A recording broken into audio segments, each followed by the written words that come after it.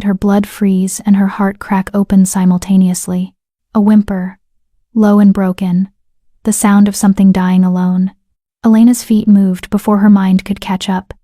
She followed the sound through curtains of rain, through brambles that tore at her clothes and skin, until she stumbled into a small clearing and saw it, the wolf. It lay on its side in the mud, its dark fur matted with blood and rain. Even dying, it was massive, easily the size of a small horse, far larger than any wolf Elena had ever seen in the picture books at the library. Its eyes were closed, its breathing shallow and ragged. Deep gashes ran along its side and legs, wounds that looked like they'd been made by claws or other teeth. Elena should run. Every survival instinct screamed at her to turn and flee. Wolves were dangerous, wolves were predators, and this one, even wounded, could easily kill her. But those instincts had never been as loud as the other voice in her head, the one that sounded like grandmother, the one that asked a different question entirely. Who else will help if you don't? Elena dropped to her knees in the mud beside the dying wolf. Hey, she whispered, her voice barely audible over the rain. Hey, I'm here. You're not alone. The wolf's eye cracked open, just one eye, golden and impossibly intelligent. It looked at her with something that seemed almost like recognition, almost like relief. Then it closed again, and the whimpering stopped. Elena's hands moved with practiced efficiency. She'd learned basic wound care from grandmother, who'd been the town's unofficial healer before arthritis had stolen her nimble fingers.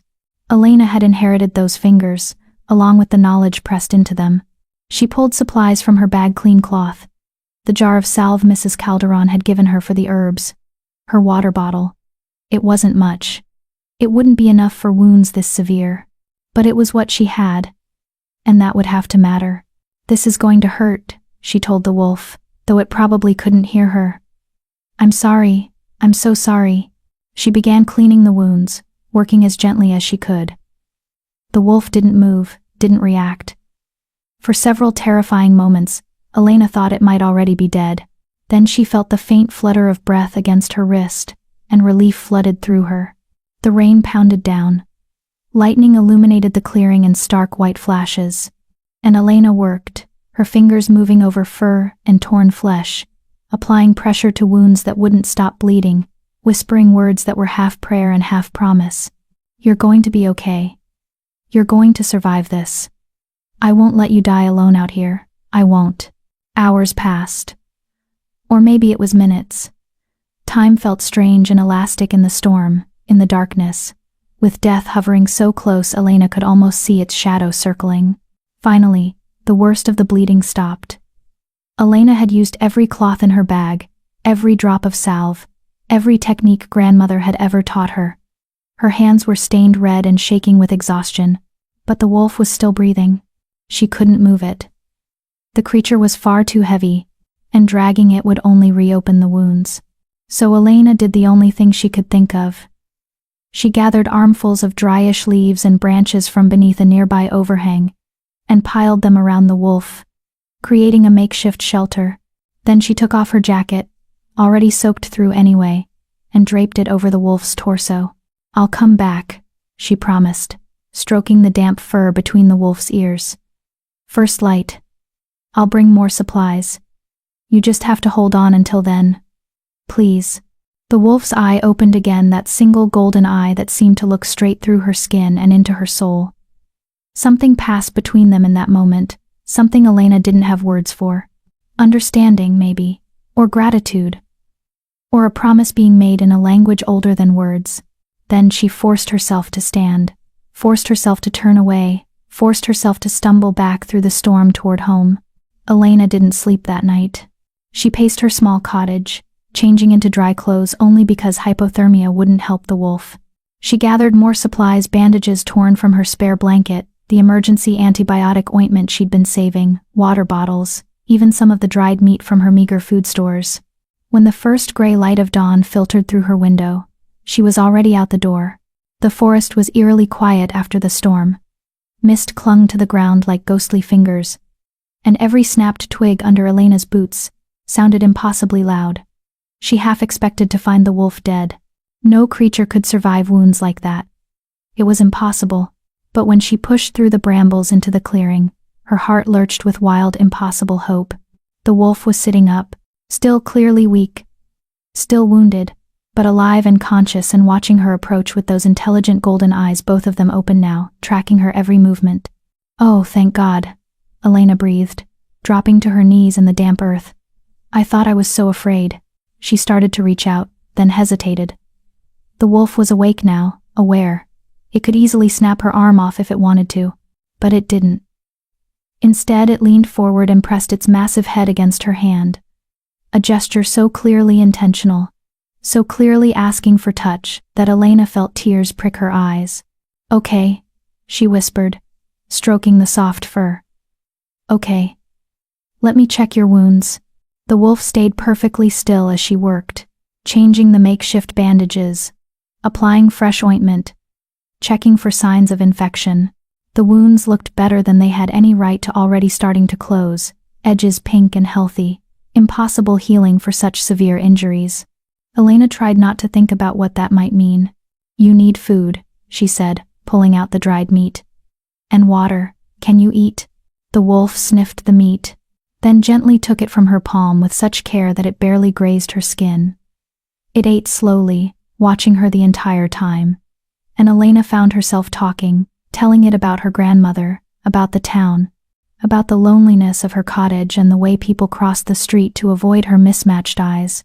She'd never told anyone these things before, but somehow, it felt safe to tell them to a creature that couldn't judge, couldn't reject, couldn't confirm all her worst fears about herself. When the meat was gone, the wolf made a soft sound, not quite a whine, not quite a growl, almost like it was trying to communicate something. "I have to go back," Elena said reluctantly. "People will notice if I'm gone too long, but I'll come back tonight, I promise." She stood, brushing mud from her knees, and turned to leave. That's when she heard the crack of a branch behind her. Elena spun around to see 3 men emerging from the trees, rifles in their hands and cruel smiles on their faces. She recognized them immediately, Brad Ritter and his cousins, the town bullies who'd made her life miserable since childhood. Well, Brad drawled, his eyes glinting with malicious glee. "Looks like we found the beast that's been terrorizing the livestock. And look who's protecting it. The weird little orphan girl." Elena's heart hammered against her ribs. She stepped in front of the wolf, spreading her arms wide even though she knew how pathetic the gesture was. "He's hurt. He's not terrorizing anything. Please, just leave him alone." Brad laughed, a sound like breaking glass. "That thing is a menace. And you're a fool for getting between it and what it deserves." He raised his rifle, and Elena Mullins, who had never been brave, who had spent her whole life trying to be small and invisible and not worth the trouble of cruelty, didn't move. "No," she said. "Just that. Just no." The word hung in the air like a challenge, like a line drawn in the earth, like the moment before everything changes forever. Behind her, the wolf growled, a sound that seemed to vibrate through the ground itself, through Elena's bones, through the very air. It wasn't the growl of a dying animal. It was the growl of something ancient and powerful and furious. Brad's smile faltered, and in the distance, something answered the wolf's call. A howl. Then another. Then 10 more, rising like a song made of moonlight and murder. Brad's face went white. What the hell? The forest erupted with movement. Wolves poured into the clearing from every direction, dozens of them, all massive, all moving with predatory grace, all focused on the 3 men with rifles. Elena's wolf struggled to its feet, still weak but standing, and the other wolves immediately fell into formation around it, protecting it, deferring to it. And Elena understood, with sudden crystalline clarity, exactly what she'd saved. Not just a wolf. A king. Brad and his cousins ran, their rifles forgotten in their panic, their screams echoing through the trees. The wolves didn't pursue, they simply watched them go, then turned as one to look at Elena still standing there, frozen in shock, her mind trying to process what was happening. The injured wolf stepped toward her. Even wounded, even exhausted, it moved with undeniable authority. It looked at her with those golden eyes, and Elena saw something in them that made her breath catch. Gratitude, recognition, and something else, something that felt like a door opening, like a choice being offered, like everything she'd ever known was about to shatter and reshape into something entirely new. The wolf bowed its head to her, and every other wolf in the clearing did the same. Chapter 2. The Debt That Cannot Be Refused. Elena's legs gave out. She didn't make the decision to sit, her body simply folded, depositing her unceremoniously on the damp forest floor, while her mind spun in useless circles, trying to make sense of what she was seeing. Dozens of wolves, all bowing to her. No, not to her, because of her, because she'd saved their what? Leader? King? The word felt ridiculous even thinking it, but what else could explain the perfect synchronization, the obvious deference, the way every single predator in this clearing was waiting for the injured wolf's command? The large wolf, her wolf, some possessive part of her brain insisted on calling it, lifted its head and made a sound, not quite a bark, not quite a howl, something between, a command. The other wolves melted back into the forest, as silently as they'd appeared, until only 5 remained. These 5 were different from the others, Elena noticed, with the part of her mind still capable of observation. Larger, more scarred, they carried themselves with the confidence of warriors, of guardians, of something other than simple beasts. One of them, a silver-furred female with eyes like winter ice, approached slowly. She sniffed Elena carefully, thoroughly, then made a soft chuffing sound that seemed almost approving. "I don't understand," Elena whispered, her voice cracking. "I don't understand what's happening." The injured wolf moved closer, each step obviously painful despite the impossible healing. It pressed its head against her shoulder, and Elena felt the weight of it, the warmth, the undeniable aliveness of the creature she'd saved. Then it pulled back and looked at her. Really looked at her, with an intensity that made Elena feel like she was being read, being known, in a way she'd never experienced. The wolf's form began to shimmer. Elena scrambled backward, her heart threatening to crack through her ribs.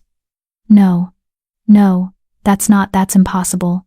But impossible or not, it was happening. The wolf's body rippled like water disturbed by wind. Fur receded. Bones cracked and reformed with sounds that made Elena's stomach turn. The massive frame condensed, reshaped, became something else entirely. 30 seconds later, a man knelt where the wolf had been. He was naked. Elena's brain registered this with distant, hysterical embarrassment, and still covered in bandages she'd applied, still marked by the wounds that should have killed him. But he was undeniably, impossibly human. Or something that looked human, at least. He was tall, even kneeling, broad-shouldered and muscular in a way that spoke of violence survived and battles won. His hair was dark and wild, falling past his shoulders, his eyes, those same golden eyes, fixed on her with unwavering focus. When he spoke, his voice was rough, like he was remembering how to form human words after too long without them. "You saved my life." It wasn't a question. But Elena found herself nodding anyway, mute with shock. The wolf glanced at the 5 remaining wolves, and something passed between them. Some wordless communication that Elena couldn't begin to interpret. Then he looked back at her. "I am Daryl Brooks," he said. "Alpha of the Northern Pack. King of the Wildlands. And I owe you a debt that cannot be measured in ordinary terms." Elena's mouth opened. Closed. Opened again. You were.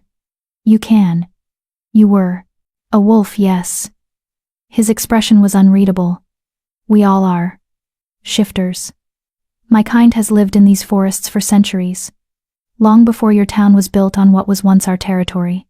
"Shifters," Elena repeated numbly. "Werewolves. Not wolves bitten by curse or disease," Daryl corrected, something sharp entering his tone.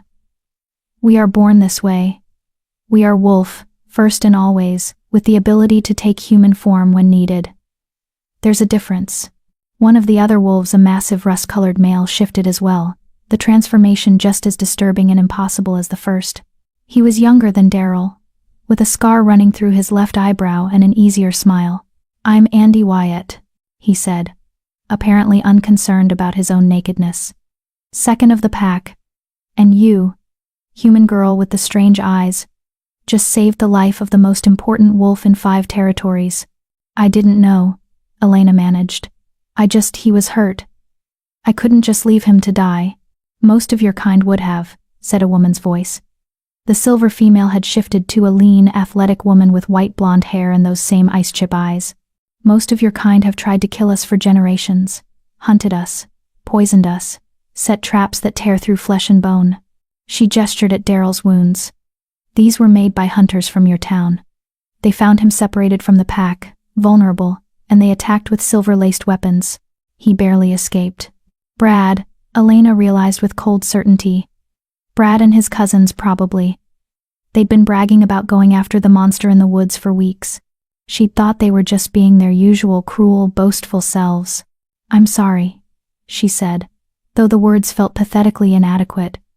"I'm so sorry. If I'd known if I could have stopped them." "You saved him instead," Andy interrupted gently. "When you had every reason to fear him, every reason to leave him, you stayed. You used your supplies, your knowledge, your time to keep him alive through the night. That matters, Elena Mullins." Elena startled. "How do you know my name?" The silver woman smiled, and it wasn't entirely friendly. "We've been watching your town for years. We know everyone who lives there. But you've always been different. You smell different, like you don't quite belong to them." "I don't belong to anyone," Elena said before she could stop herself. "Exactly." Daryl pushed himself to his feet with visible effort, and Elena quickly looked away from his nakedness, heat flooding her face. "You're an outsider in your own community, rejected, alone. Which makes what you did even more remarkable. You had no tribe to protect you if we'd decided to harm you. No pack to avenge you. You risked yourself for a stranger, an enemy of your people, because it was right." He took a step toward her, and Elena forced herself not to retreat. This close, she could smell him pine and rain and something wild, something that made her hindbrain scream danger even as another part of her hummed with strange recognition. "That kind of courage, that kind of mercy, deserves to be repaid," Daryl said softly. "And my kind take our debts seriously. Life debts most of all." "I don't want anything," Elena said quickly. "I didn't do it for a reward. You don't owe me." "Yes, I do." His voice was absolute, allowing no argument. "By the old laws that govern my people, by the bond that forms between saved and savior. I owe you a debt of life. And that debt will be paid, Elena Mullins, whether you ask for it or not." Something in his tone made her nervous. "What does that mean?"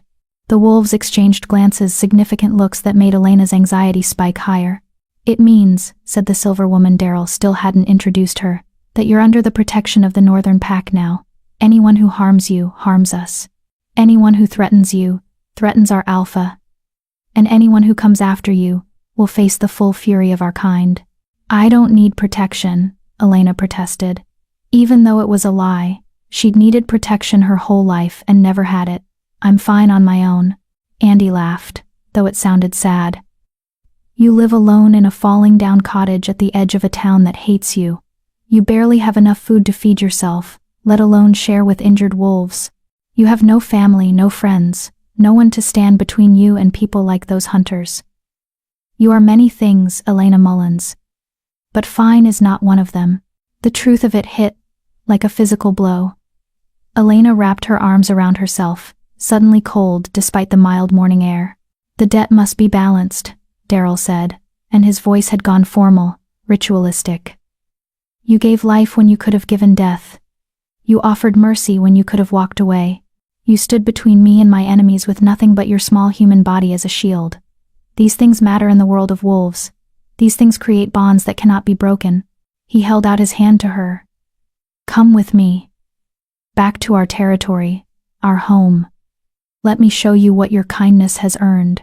Elena stared at his outstretched hand like it was a snake. "You want me to go into the forest? Into your territory? With a pack of werewolves?" "Shifters," Andy corrected automatically. "I can't just leave," Elena said, grasping for reasons, for sanity. "I have people will notice. They'll wonder where I am." The silver woman snorted. "Will they? Or will they be relieved that the strange girl finally disappeared? Be honest with yourself, human." Elena wanted to argue. Wanted to insist that someone would care. Someone would look for her. But the words died in her throat because they would be lies. And somehow, She knew these wolves would hear the deception in her voice. "Just come for today," Daryl said, his hand still extended. "See what we are. Understand what your mercy saved. Then decide if you want to accept our protection or return to your lonely cottage and pretend this never happened." "And if I say no right now?" Elena asked. "If I just walk away?" Pain flickered across Daryl's face. "Then you walk away, and I will honor that choice. But the debt remains unpaid. The bond remains unbalanced, and that—" He shook his head. "That would cause problems for both of us. Problems you don't yet understand." Elena looked around at the wolves, some still in animal form, watching her with those two intelligent eyes, at Andy with his easy warmth, at the silver woman with her cold assessment, at Daryl, wounded and powerful and looking at her like she was something precious, something worth saving in return. She thought about her cottage, about the way people crossed the street to avoid her, about the loneliness that had been her constant companion since grandmother died, about Brad Ritter's cruel smile and the knowledge that men like him would always exist, would always threaten anything weak or different or alone. She thought about the wolf's head pressed against her hand, trusting her not to hurt it even when it was helpless. "Who else will help if you don't?" Grandmother's voice, clear as day in her memory. Elena took Daryl's hand. His fingers closed around hers, warm and calloused and impossibly strong. Something sparked when their skin touched, like static electricity but deeper, more fundamental. Magic, maybe. Or something older than magic. "Wise choice," Andy said, grinning. "Fair warning though, our territory is about a 3-hour run from here, and we don't exactly have spare clothes lying around." "Run?" Elena squeaked. Daryl's mouth curved into something that might have been a smile on a face less intimidating. "Don't worry. You won't have to walk." "Then how?" He shifted. One moment, a man holding her hand. The next, the massive wolf again, its golden eyes level with hers, its presence overwhelming. Andy and the others shifted too, forming a loose circle around her. Daryl knelt, an obvious invitation. "You want me to ride you?" Elena's voice went embarrassingly high. "Like a horse?" Andy, in wolf form, made a sound that was definitely laughter. Daryl lowered himself further, patient and waiting. Elena looked back toward town one last time. Toward the life she'd built from scraps and loneliness. Toward the cottage where she slept alone and ate alone and existed alone in a world that had decided she didn't quite fit. Then she climbed onto Daryl's back, her fingers sinking into his thick fur, her heart hammering with terror and excitement, and something that felt dangerously close to hope. Daryl stood smoothly, adjusting his stance so she could find her balance. Then he looked back at her one more time, those golden eyes asking a silent question. "Ready?" Elena nodded, and the wolves ran. The forest blurred around them. Elena had expected it to be terrifying, and it was, for the first few minutes. But then her body adjusted to the rhythm of Daryl's gait, and terror transformed into something else entirely. Exhilaration, freedom, the wind in her hair and the sun breaking through the canopy above, and the impossible speed of creatures built for this, born for this. The pack moved around them like a living shield, Andy on one side, the silver woman on the other, the remaining wolves spreading out in a protective formation. They communicated through sounds Elena couldn't interpret, movements she couldn't predict, existing in a harmony that made her ache with something she couldn't name. This was what belonging looked like. This was what family felt like. They ran for what felt like both hours and heartbeats, deeper into the forest than Elena had ever imagined going, farther from civilization than she'd ever been. The trees grew taller, older, more wild. The air changed, becoming charged with something Elena couldn't identify, power maybe, or just the weight of a place where humans rarely tread. Finally, they burst through a line of ancient oaks and into a valley that stole Elena's breath. It was beautiful. Impossibly, painfully beautiful. The valley stretched out before them, green and lush and alive in a way the world around Millbrook had never been. A river cut through the center, its water so clear Elena could see the stones at the bottom from here. Scattered throughout were structures not quite houses, not quite dens, something in between. Built from stone and wood and living vine, they seemed to grow from the earth itself. And everywhere were wolves. Dozens of them, maybe hundreds. Some in wolf form, some in human form, some shifting between as easily as breathing. Children played in wolf form, tumbling and yipping. Adults worked on various tasks, tending gardens, repairing structures, preparing food over open fires. It was a community. A civilization. A world Elena had never known existed. Daryl slowed to a walk as they entered the valley, and instantly, every wolf's attention snapped to them. To Elena. Specifically. The silence was absolute and terrifying. Then someone, a young male with rust-colored fur, let out a joyful howl. Others joined in, until the valley rang with the sound of celebration, of relief, of a king returned. Daryl stopped in front of the largest structure, a lodge built into the side of a cliff, its entrance flanked by ancient standing stones carved with symbols Elena couldn't read. He knelt, and Elena slid off his back on shaking legs. He shifted back to human form, and this time, someone immediately brought him clothes, simple leather pants, and a shirt that he pulled on with practiced ease. "Welcome," he said, turning to face her. "To the heart of the Northern Pack.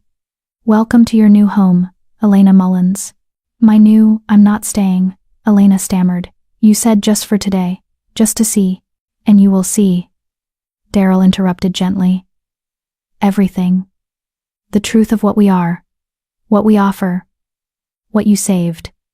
Then, at sunset, you can choose, stay, or return to your lonely cottage. But you'll choose with full knowledge of what you're choosing between." Before Elena could respond, the crowd parted, and an elderly woman approached. She was human-formed but moved with the grace of someone who'd spent centuries in both skins. Her hair was white as snow, her face lined with the kind of wisdom that came from surviving things that would break lesser people. "So," the old woman said, her voice like wind through leaves, "this is the human who saved our Alpha. The outsider who showed mercy when her own kind showed only cruelty." She circled Elena slowly, examining her with eyes that seemed to see straight through flesh and bone to whatever lay beneath. "Interesting," the old woman murmured. "Very interesting indeed. Tell me, child, do you know why your eyes are two different colors?" Elena blinked, thrown by the question. "It's just genetics. Heterochromia. It's rare but not. Nothing about you is just anything," the old woman interrupted. "Those eyes see two worlds at once, the world as it is, and the world as it could be. It's an old gift, child. A rare gift.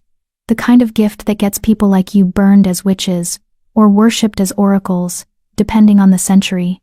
"I'm not special," Elena said automatically, the defense worn smooth by years of use. "I'm just powerful," Daryl said quietly. "You're powerful, Elena. You just don't know it yet." The old woman smiled, and it was unsettling. "She will, though. Oh yes, she will learn exactly what she is. And when she does..."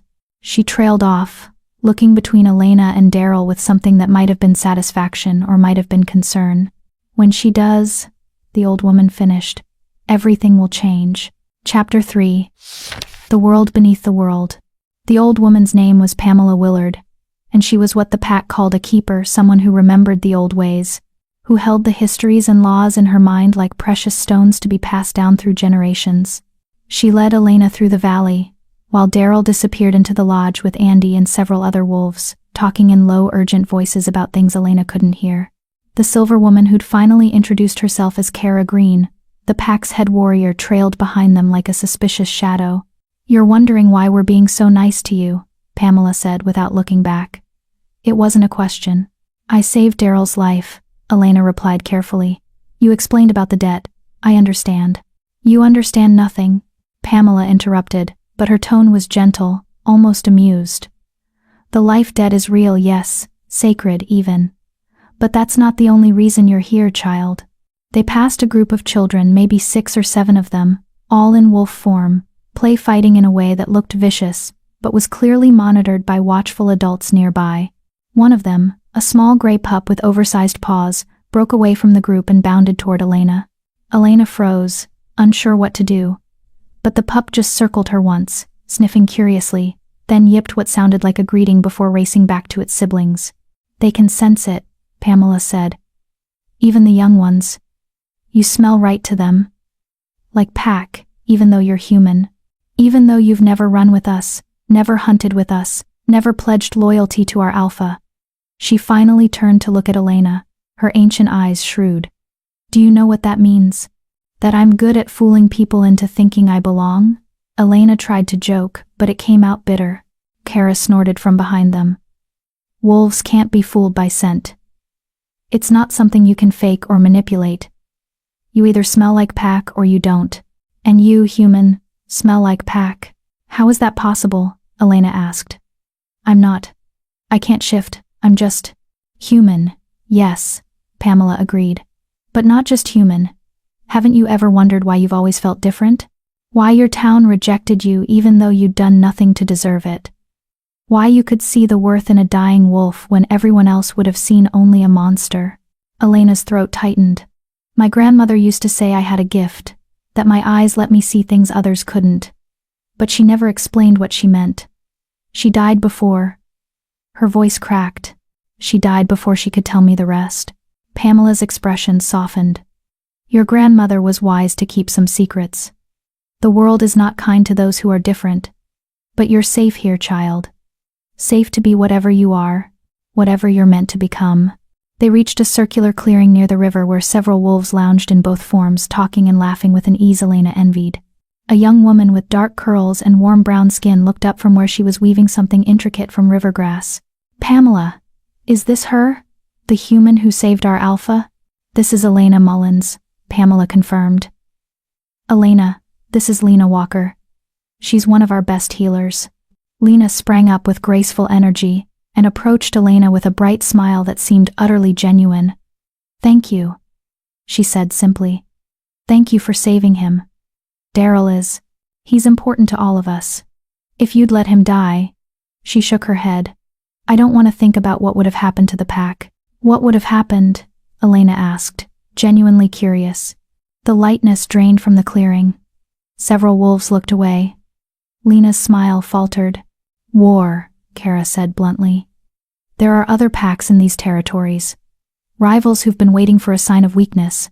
If word got out that our alpha died killed by human hunters, no less they would have seen it as an opportunity to claim our lands, our resources, our people. Her ice-chip eyes fixed on Elena. Your mercy saved more than one life. It saved hundreds, possibly thousands, if the conflict had spread. The weight of it settled on Elena's shoulders like stones. She thought she was just helping an injured animal. She hadn't realized she was preventing a war. Don't let them scare you, Lena said quickly, shooting Kara an annoyed look. What matters is that Daryl is alive and healing. And now we get to meet you. Come, sit, tell us about yourself.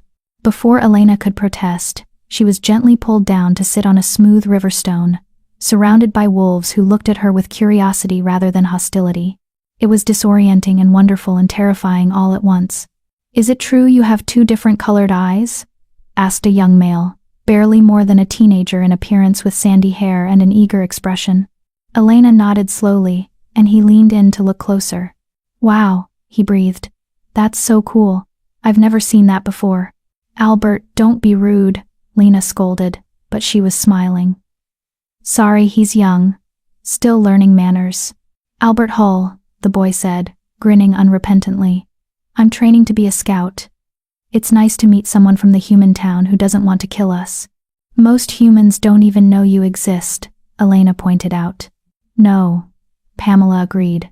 But the ones who do, the hunters, the old families who remember the stories they've been trying to eradicate us for generations. Your friend Brad and his cousins come from one such family. Elena's stomach clenched. He's not my friend. We know, Kara said. We've been watching him, watching all the hunters in your town. They've killed 3 of our scouts in the past 2 years. Young wolves barely older than Albert, out on their first solo patrols. Her voice went cold. We've been patient, shown restraint, but patience has limits. Is that why Daryl was alone? Elena asked. Was he hunting them? No, said a deep voice behind her. Elena turned to find Daryl approaching, now fully dressed and looking stronger than he had that morning, though he still moved with careful precision around his healing wounds. The crowd parted for him automatically, that unconscious deference that spoke of deep respect and possibly fear. I was alone because I was foolish, Daryl continued, settling onto a rock across from Elena. I caught Brad's scent near our territory border, and followed it without calling for backup. I thought I could handle 3 humans with rifles. His mouth twisted bitterly. I underestimated their weapons. The silver in their bullets. It burns us in ways normal metal doesn't. Slows our healing. Weakens us. Like supernatural kryptonite, Elena murmured. Several wolves looked confused, but Andy, who'd followed Daryl, laughed. Exactly like that. Except instead of making us weak, it just makes us die slower and more painfully. Andy, Lena said reproachfully. What? It's true. Daryl waved him off. The point is, I made a mistake. And I would have paid for it with my life if Elena hadn't found me. Hadn't chosen to help me even when she had every reason to fear me, to leave me, to let nature take its course. I couldn't just leave you, Elena said quietly. I wouldn't leave anyone to die alone like that. And that, Pamela said with satisfaction, is exactly why you're here, why you're meant to be here. Elena looked around at the wolves surrounding her, young and old, warrior and healer, all watching her, with expressions ranging from curiosity to acceptance, to something that looked almost like hope. I still don't understand, she admitted. I'm just a human. I'm nobody special. What could I possibly offer a pack of, she gestured helplessly, of magical wolf people with superhuman abilities? Perspective, Daryl said immediately. Compassion. The ability to see worth where others see weakness, and, he hesitated, glancing at Pamela. The old woman nodded encouragement. And potentially, Daryl continued carefully, a bridge between our world and yours. A way to stop the violence before it escalates beyond the point of control. You want me to spy on the humans? Elena asked, a chill running through her. No, Lena said quickly. No, nothing like that. We want you to help us understand them, Daryl explained. The hunters in your town, they don't know us. They don't see us as people, as families, as beings worthy of life. They see monsters from stories, threats to be eliminated. But you saw an injured creature and you saw worth. You saw someone who deserved mercy. If you could help other humans see that. They won't listen to me, Elena interrupted, laughing bitterly. I'm the town outcast. The weird girl with the strange eyes. If I started talking about friendly werewolves in the forest, they'd lock me up or drive me out. Maybe, Pamela said, or maybe you'd be surprised by who might listen. But that's a concern for later. First, you need to understand what you're choosing between. You need to see all of what we are, the good and the difficult and the dangerous, before you can decide whether to accept our protection. What does that protection actually mean? Elena asked. You keep saying it, but what does it entail? Kara answered, her voice taking on a formal quality. Pack protection means you are considered one of ours. It means any attack on you is an attack on the pack. It means you have the right to call for aid and know it will come. It means you are fed when hungry, sheltered when cold, defended when threatened, and mourned when lost. She paused. It also means you owe loyalty in return. Not blind obedience. We're not a dictatorship. But respect for our laws, our customs, our alpha's authority, and honesty. Always honesty. Lies destroy packs faster than any external threat. Elena absorbed this, trying to imagine what it would mean. To be part of something larger than herself. To have people, wolves, who would come if she called. Who would care if she disappeared? It sounded too good to be true, which meant there had to be a catch. What aren't you telling me? She asked, looking directly at Daryl. What's the part you're leaving out? His expression flickered with something that might have been respect, observant. I've had to be. He nodded slowly. The life debt creates a bond between us. Between you and me specifically, though it extends to the pack by association. That bond is complicated. It's not just political or social, it's magical, fundamental. It means I can sense you, your location, your emotional state, whether you're in danger, and over time, as the bond strengthens, you'll likely be able to sense me too. That sounds. Elena struggled to find words. Invasive. It can be, Daryl admitted. But it also means you're never truly alone, never unprotected. If you're in danger, I'll know, I'll come. And nothing will stop me from reaching you. The intensity in his voice sent shivers down Elena's spine. It should have been frightening. Maybe it was. But it was also intoxicating in a way she didn't want to examine too closely. "There's more," Pamela said, earning a warning look from Daryl that she ignored. "The bond can deepen, transform into something else entirely, something beyond debt, beyond duty." "What do you mean?" Elena asked, though something in her already knew, already understood from the way Daryl was looking at her. "The mate bond," Lena said softly. "It's rare, especially between human and wolf, but not impossible. And when there's already a life debt connecting two souls." She trailed off meaningfully. Elena's heart hammered. You think we're mates." "I think," Pamela corrected, "that the potential is there. The foundation has been laid. But these things can't be forced. Either the bond will deepen naturally, or it won't. Time will tell." Elena stood abruptly, needing space, needing air. This was too much. All of it was too much. She'd woken up this morning thinking she was just checking on an injured wolf, and now she was being told about magical bonds and potential mates and, "I need to think," she said, her voice shaking. I can't." "Then walk," Daryl said gently. "Explore. The valley is safe. No one will bother you unless you wish for company. Take all the time you need." Elena nodded jerkily and fled before anyone could see the tears threatening to spill over. She walked for hours. The valley was larger than it had seemed from above, sprawling and diverse and full of life. She passed gardens where wolves in human form tended vegetables and herbs with careful attention. She saw training grounds where warriors sparred in both forms, their movements a deadly dance of controlled violence. She discovered what looked like a school, where young wolves in human form learned reading and writing and mathematics from patient teachers. They had a civilization here, a culture, a world complete unto itself, hidden in the forest while humans went about their lives mere miles away, completely oblivious. Everywhere she went, wolves watched her. But not with hostility. With curiosity. Yes. Wariness. Sometimes. But mostly with a kind of gentle acceptance that made her chest ache. Several times wolves approached to introduce themselves, a shy young woman named April Thompson who worked with the children, a gruff older male named Stanley Shoemaker who maintained the valley's defenses, a cheerful female named Sherry Maddox who insisted Elena try some of the stew bubbling over her fire. Each interaction chipped away at her assumptions, at her fear. These weren't monsters. They were people, just people who could turn into wolves. People with families and jobs and problems and hopes just like anyone else. She found herself at the river's edge, as the sun began its descent toward the horizon. Her deadline was approaching. Soon she'd have to choose, return to Millbrook and her lonely cottage, or accept the pack's protection and whatever that might mean. "You look troubled," said a quiet voice. Elena turned to find a man she hadn't met yet sitting on a nearby rock. He was older, maybe 40, with gray threading through his dark hair and kind eyes that reminded her painfully of grandmother. "I'm Christopher Hodge," he said. "I'm the pack's historian, Pamela's apprentice, though she'd never admit she needs one." "Elena," she replied automatically. "I know. Everyone knows who you are by now. The human who saved our alpha. The girl with the two colored eyes who smells like pack despite having no wolf blood." He smiled gently. "You're quite the mystery." "I don't want to be a mystery," Elena said tiredly.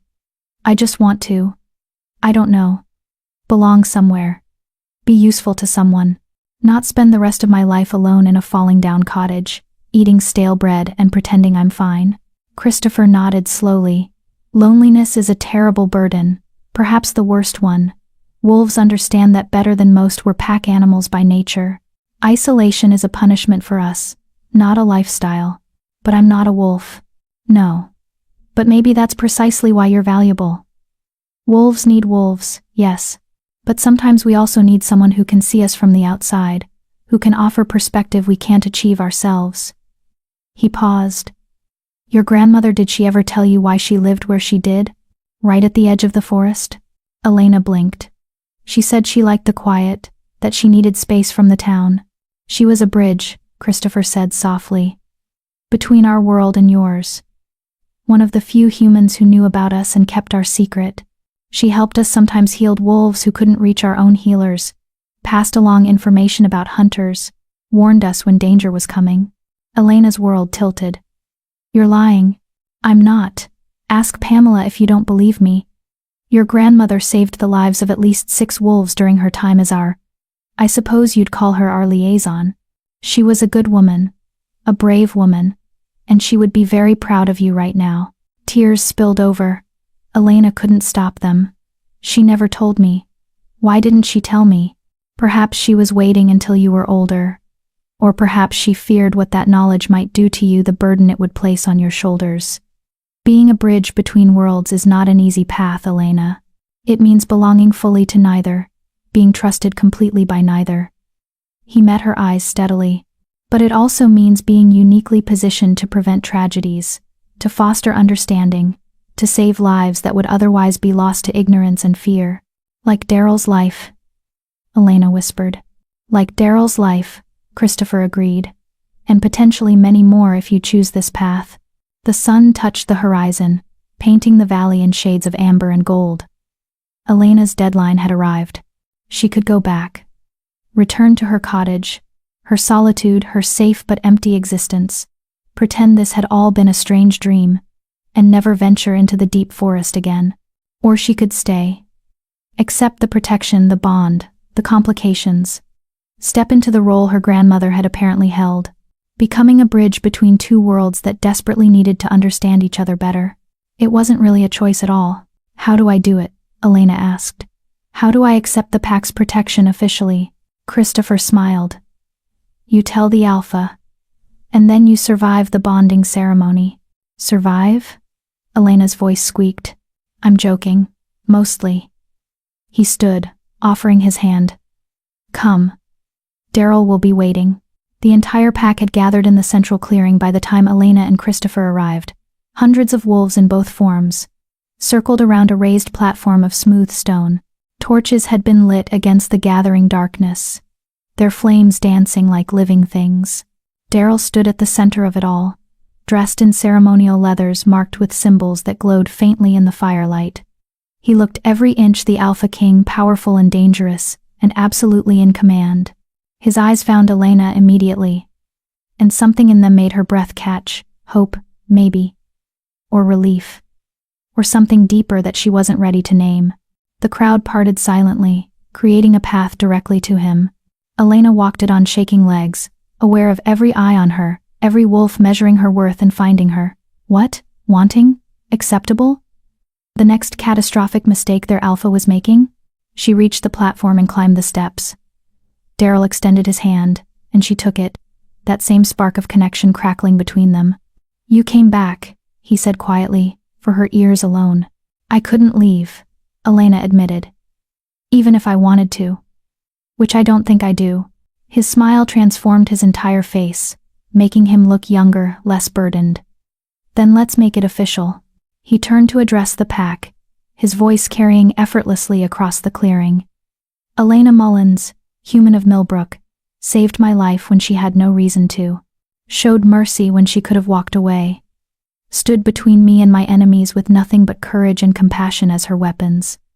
By the old laws, she has earned a life debt from me and protection from us all.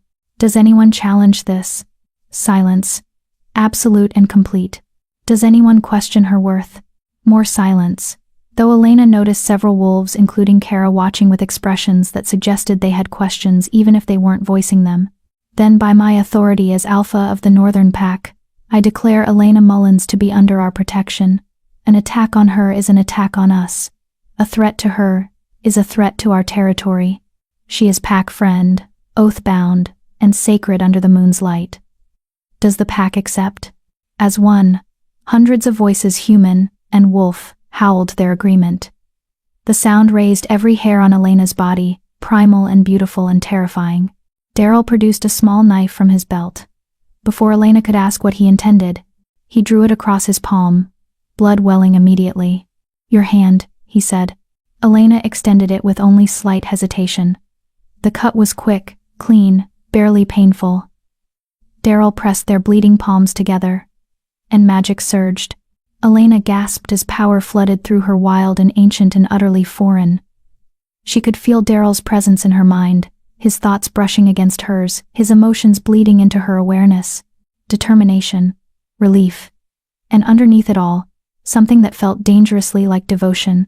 Then, just as quickly, the sensation muted, became bearable. A background hum of connection, instead of an overwhelming flood. "The bond is formed," Pamela announced from somewhere in the crowd. "Let all who witness remember. Let all who would harm her face our fury. She is pack friend. She is protected. She is ours." The pack howled again, and this time Elena felt it in her bones, in her blood, in the new connection thrumming between her and every wolf in the valley. She belonged. For the first time in her entire life, she truly belonged. Daryl squeezed her hand gently, drawing her attention back to him. "Welcome home, Elena Mullins." And despite everything, the impossibility, the danger, the complications waiting in the shadows, Elena smiled. "Thank you," she whispered. "Thank you for seeing me." "Always," Daryl promised. "I will always see you." The celebration lasted deep into the night. But Elena barely noticed the food, the music, the wolves congratulating her with genuine warmth. She was too busy feeling the bond, this new tether connecting her to Daryl and through him to the entire pack. She was home. Finally, impossibly home. But in the darkness beyond the torchlight, in the town of Millbrook where hunters sharpened their silver bullets and planned their next expedition into the forbidden forest, trouble was brewing. And Elena Mullins, bridge between two worlds, would soon discover that belonging to both meant being torn between them when the war she'd prevented finally began. Chapter 4.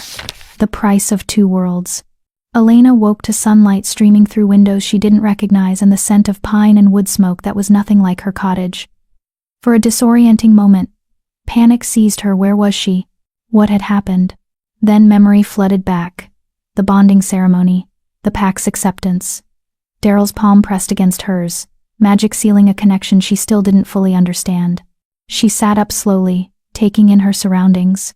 She was in a small but comfortable room, wooden walls carved with intricate patterns, a window overlooking the valley, furs piled on the bed that were softer than anything she'd ever owned.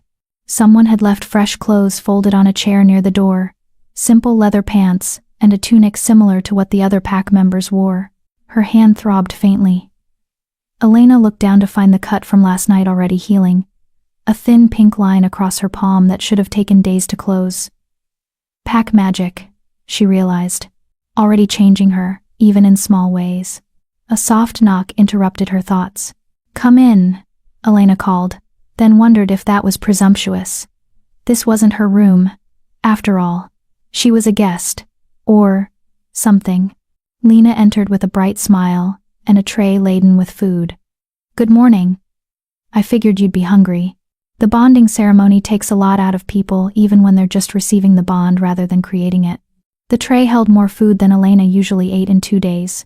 Fresh bread still warm from baking, honey, berries, strips of what looked and smelled like venison, and a clay mug filled with something that steamed invitingly. "This is too much," Elena protested, even as her stomach growled traitorously. "Eat," Lena insisted, setting the tray on the bed. "You're pack now. That means we feed you properly. Besides, Daryl will have my head if I let his." She stopped abruptly, something flickering across her face. "His what?" Elena asked. "His responsibility," Lena finished, but Elena heard the lie in it, heard what she'd almost said, his mate. The word everyone was thinking but no one would say directly. Elena picked up the mug, some kind of herbal tea that tasted of mint and something earthier, and sipped to buy herself time. "Where is Daryl?" "Meeting with the council. There's been news from the border patrols." Lena's expression darkened. "The hunters from your town. They're planning something. Getting bolder." Elena's stomach clenched. "Brad. Him and others. They've been gathering more weapons, more silver. Christopher's sources in town say they're planning a major hunt. They want to prove the monster problem is real, get more people involved, maybe even bring in hunters from other towns." "I have to go back," Elena said immediately. "I have to warn them, stop them somehow." "You can't," Lena said gently. "Elena, if you go back now, smelling like pack, covered in our scent, they'll know. The hunters will know you've been with us. They'll see you as a traitor. Or worse, as someone who's been compromised, enchanted, turned into a thrall." I'm not any of those things. We know that. But they won't believe it. And Brad Ritter already has reason to hate you. You stood between him and Daryl that day in the forest. You think he's forgotten that? You think he won't use your connection to us as proof that you're dangerous? Elena set down the mug with shaking hands. So what am I supposed to do? Hide here while they hunt your people? Let them kill wolves because I'm too afraid to try stopping them? You're supposed to eat your breakfast, said Daryl's voice from the doorway. And then come meet with the council. We need your perspective on this, Elena. Your knowledge of the town, the hunters, how they think and plan. He looked tired, Elena noticed.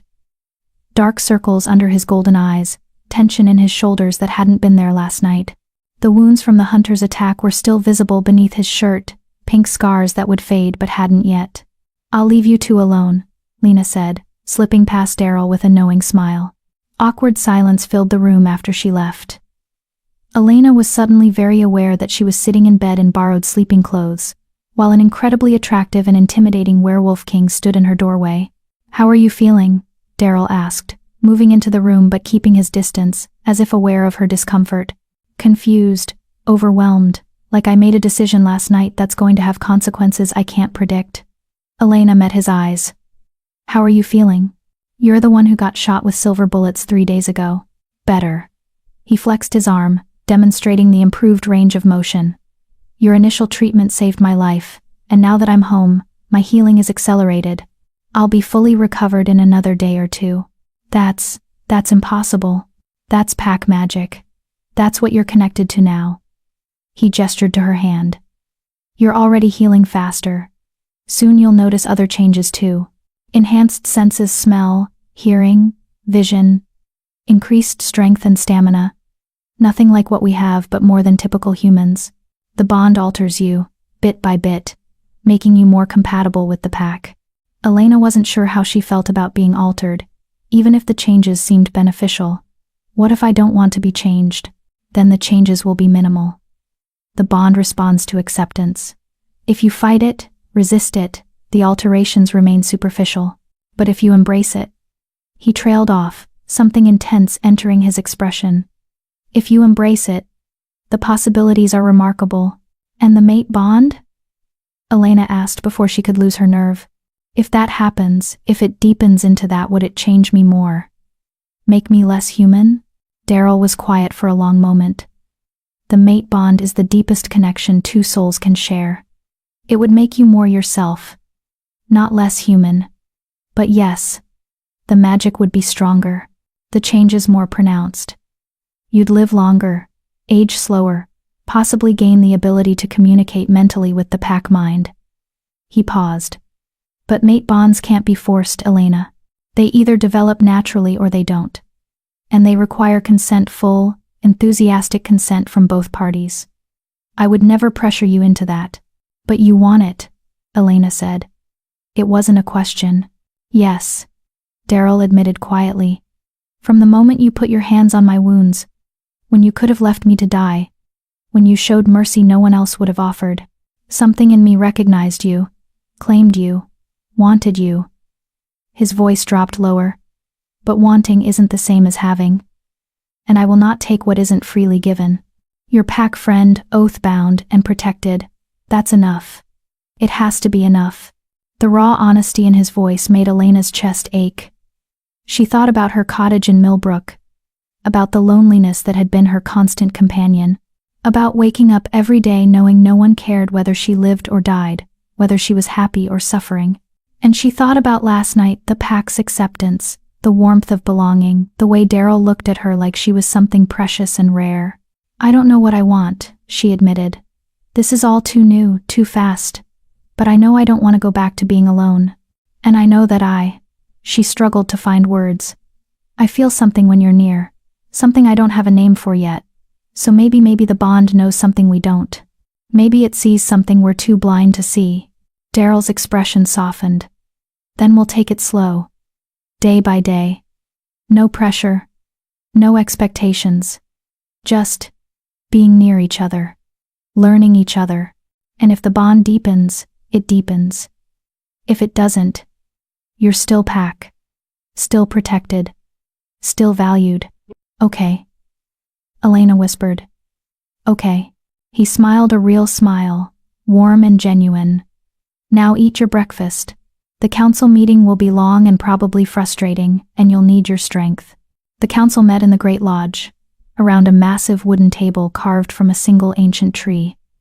12 wolves sat in attendance, the most senior and respected members of the pack. Elena recognized a few: Pamela, Kara, Andy, Christopher. The others were strangers, but they all watched her with expressions ranging from curious to skeptical. Daryl took his seat at the head of the table and gestured for Elena to sit beside him. The action wasn't lost on anyone, placing her in the position typically reserved for the alpha's mate or most trusted advisor. Thank you all for coming, Daryl began. I know some of you have concerns about our newest pack friend. I'm asking you to table those concerns for now and focus on the immediate threat. The hunters in Millbrook are planning a major assault on our territory. A grizzled older male with scars crisscrossing his face, someone Elena didn't know, spoke up. How do we know this? What's the source? Christopher's network, Daryl replied. He has humans in town who owe us favors, who believe in coexistence. They've reported increased activity among the hunting families, weapons stockpiling, planning meetings, and he paused meaningfully. They're recruiting, trying to convince other townspeople that the monster threat is real and growing. Brad Ritter is leading this, Elena said quietly. All eyes turned to her. He's wanted to make a name for himself his whole life. Killing a werewolf, killing the werewolf king, that would make him a hero in certain circles. He's not going to stop just because he failed once. So we eliminate him, Kara said flatly. Remove the head of the snake before it can strike. No, Elena said sharply. If Brad dies under suspicious circumstances, it will only confirm everyone's fears. His cousins will take over. Even more motivated. Even more dangerous. The cycle will just continue. Then what do you suggest? Kara challenged. We wait for them to attack?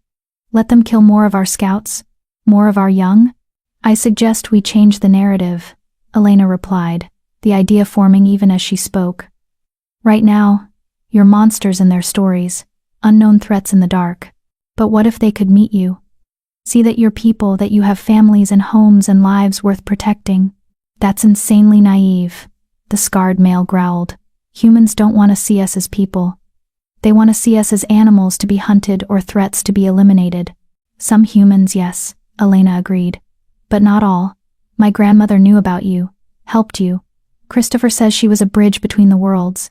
I could be that bridge too. I could bring people here. Not the hunters, but others. People who might listen.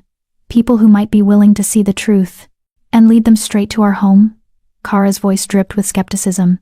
Give them a map to our families, our children. That's not bridge building. That's suicide. It's a risk, Daryl said thoughtfully. But potentially a calculated one.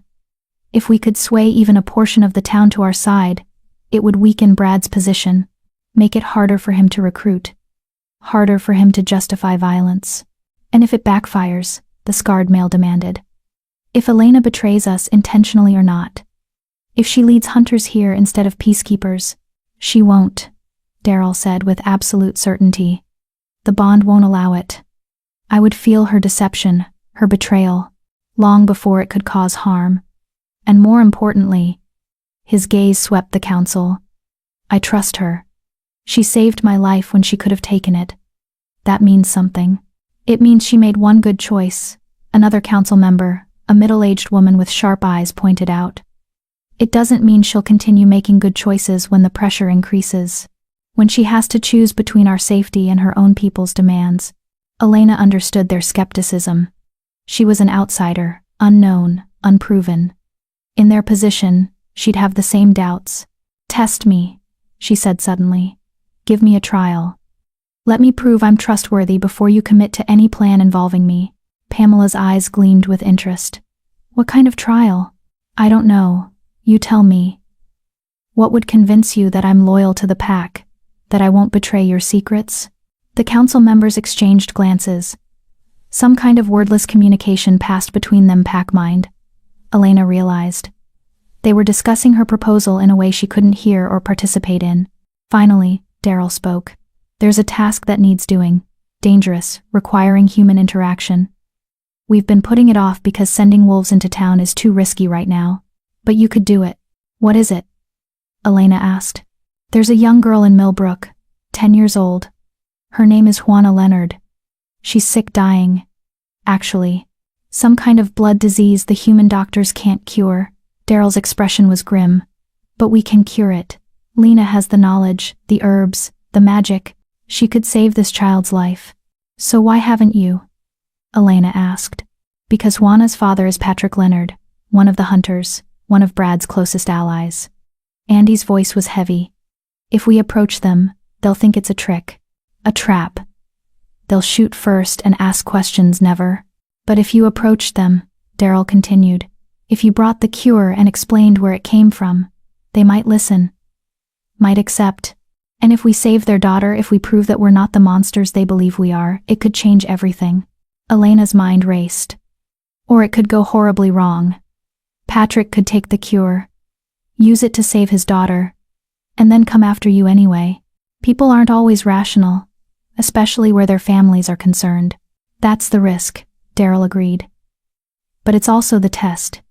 Can you convince a hunter to trust wolves enough to accept our help? Can you plant the seed of doubt in their certainty that we're evil? Can you be the bridge your grandmother was? It was a test, yes. But more than that, it was a chance to save a child's life. And Elena had never been able to turn away from someone who needed help. I'll do it, she said. Tell me what I need to know about Juana's illness, what the cure requires, and how to administer it. I'll go to the Leonards. Kara leaned forward, her ice-chip eyes boring into Elena. And if Patrick Leonard tries to kill you for approaching his house with witch magic, if he decides you're in league with the monsters and need to be eliminated, then I guess we'll find out if the pack's protection means anything, Elena replied evenly. A tense silence fell over the council. Then Pamela laughed, a dry, crackling sound.